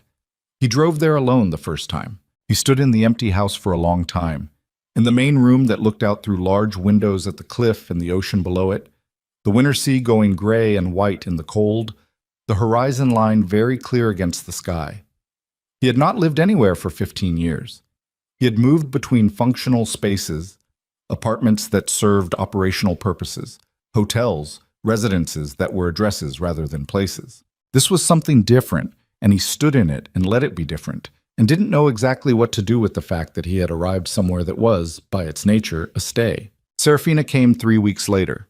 She came by train, which he had not expected, having assumed she would drive or arrange her own transport in some fashion that maintained control of the approach vector. But she came by train with a single bag that was not large, and she walked from the station to the house along the coast road and arrived in the early afternoon when the winter light was coming in low and gold from the southwest and turning the cliff grass to copper. He heard her on the porch before she knocked. He opened the door before she did. She stood on the porch with the sea wind moving through her hair, loose, the way she wore it when she wasn't managing an appearance. And her face had something in it that he had not seen there before. And it took him a moment to identify it because it was unfamiliar. Not because he didn't know it, but because it was the specific quality of a face that has, for the first time in a long time, arrived somewhere without an exit strategy already planned. "You found it," he said. "You sent me the address," she said. "I know. I meant you found it. The house." He stepped back from the door. "Come in." She came in. She did what she always did in a new space. The brief systematic check, the windows, the exits, the geography. But this time it was faster and briefer than it had been in the penthouse, and when she finished it, she stood in the main room looking out at the ocean and the specific held tension that had lived in her shoulders since the first time he'd seen her in the cathedral was not gone, because it didn't go, not entirely, not in 6 weeks or 60 or possibly ever, but different, lower. Something that had been held at the ceiling brought down by some incremental process he hadn't witnessed, to a height the body could maintain without all of its resources. They ate dinner that first evening at the table by the window, and the conversation was not about any of it. Not Maier, not the dock, not the safes or the legal proceedings, or Lucien's statement, or any of the machinery that was grinding away 200 miles south. They talked about the town, which she had observed on her walk from the station. They talked about the house, which needed work on the roof on the north side, and had an inexplicably well-equipped workshop in the back garden. They talked about the diner, which Kieran had visited twice, and which had a particular kind of pie that he had found unaccountably important to mention. She listened to him talk about the pie with an expression that was almost something. After dinner, she stood at the window with her tea going cold in her hands and looked at the dark sea, the lights of a distant tanker moving slow across the black horizon. "I still don't sleep well," she said. "I want you to know that. It's not going to fix overnight." "I know. The nightmares are less frequent, but they're not gone." She looked at the window glass. "Some of what's in me, the reflex structures, the threat mapping, the languages, that doesn't dissolve. It won't. It's in the tissue." She paused. "I'm not going to become someone who didn't go through what I went through." "I'm not asking you to," he said. She was quiet. "What are you asking?" she said. He thought about it. He thought about it honestly. The way he had been trying to think about things since the corridor after the gala, since the submarine bay, since the moment it became clear that everything he had spent 15 years constructing had been built on a foundation that belonged to someone else, and that the only thing he actually owned was the present tense. "Nothing yet," he said. "I think we've both spent enough time living under what other people asked of us." She turned from the window and looked at him. He looked back. The house settled around them in the wind, the small sounds of a structure that was alive in the way old wood-framed buildings near the sea were alive, adjusting and creaking and present. The table between them with the dinner things still on it, the light low and warm from the lamp in the corner, the sound of the ocean below the cliff, constant and indifferent, and somehow, in its indifference, a relief. "Okay," she said. She set her teacup on the table and sat in the chair by the window and looked out at the night. He stayed where he was. After a while, she said without looking at him, "The dog, from before." She paused. "I remembered the color. Today, on the train, I remembered it. Gray. His name was Gray." She said it carefully, the way you say something you've been waiting a long time to retrieve. "I don't know why that came back today." He didn't answer immediately. "Maybe," he said finally, "because you weren't using the space for something else." She was quiet for a moment. "Maybe," she said. Outside, the winter sea continued its conversation with the cliff below. The sound of it moving through the house's walls, the way the harbor had moved through the penthouse glass. But different here. Not the harbor of a city running its dark machinery. The open ocean. The long, unenclosed water. The sound of something that had no walls and no agenda, and no memory of any of the things that had happened in the rooms of human lives along its edge. Months would pass. The legal proceedings would run their slow course. Names would continue to surface. Some would disappear into the machinery of delayed justice, and some would not. Corvin would call, periodically, with updates delivered in her precise and unsentimental manner, and Kieran would listen and answer questions and provide clarifications, and then end the call and stand for a moment wherever he was and return to whatever he'd been doing. Serafina would have nights that were not recoverable until morning. She would wake sometimes still running in some direction that no longer existed in the waking world, and it would take minutes to locate herself in the gray house on the cliff, and the present tense, and the specific physical evidence of where she was, and who was in the next room. The minutes would get shorter over time, not uniform. Some nights were worse than the nights before them, because recovery was not a straight line, and anyone who told you otherwise had never done it seriously. But the mornings were hers. That was new. That was the thing that was new, and it accumulated. One evening in early spring, she was on the porch when he came out, the light going long and amber across the cliff grass, and the sea below going from gray to a color that didn't have a common name. Something between blue and green and the particular depth of water that had been the same water since before people had been standing on cliffs watching it. She was barefoot on the wooden boards. He came to stand beside her. The wind off the water came in with the smell of salt and cold and something green from further down the coast, and she turned her face into it slightly, the way a person turns their face toward warmth, an old instinct, a body remembering that some things that come toward you are not threats. "You're quiet," he said. She looked at the horizon for a moment. "For years," she said, "I thought surviving was the same thing as living." The sea moved below them. The light moved across it. He didn't say anything for a moment. He put his jacket around her shoulders, the weight of it settling against her, and she didn't move away from it. "And now?" he said. She was quiet for a moment longer.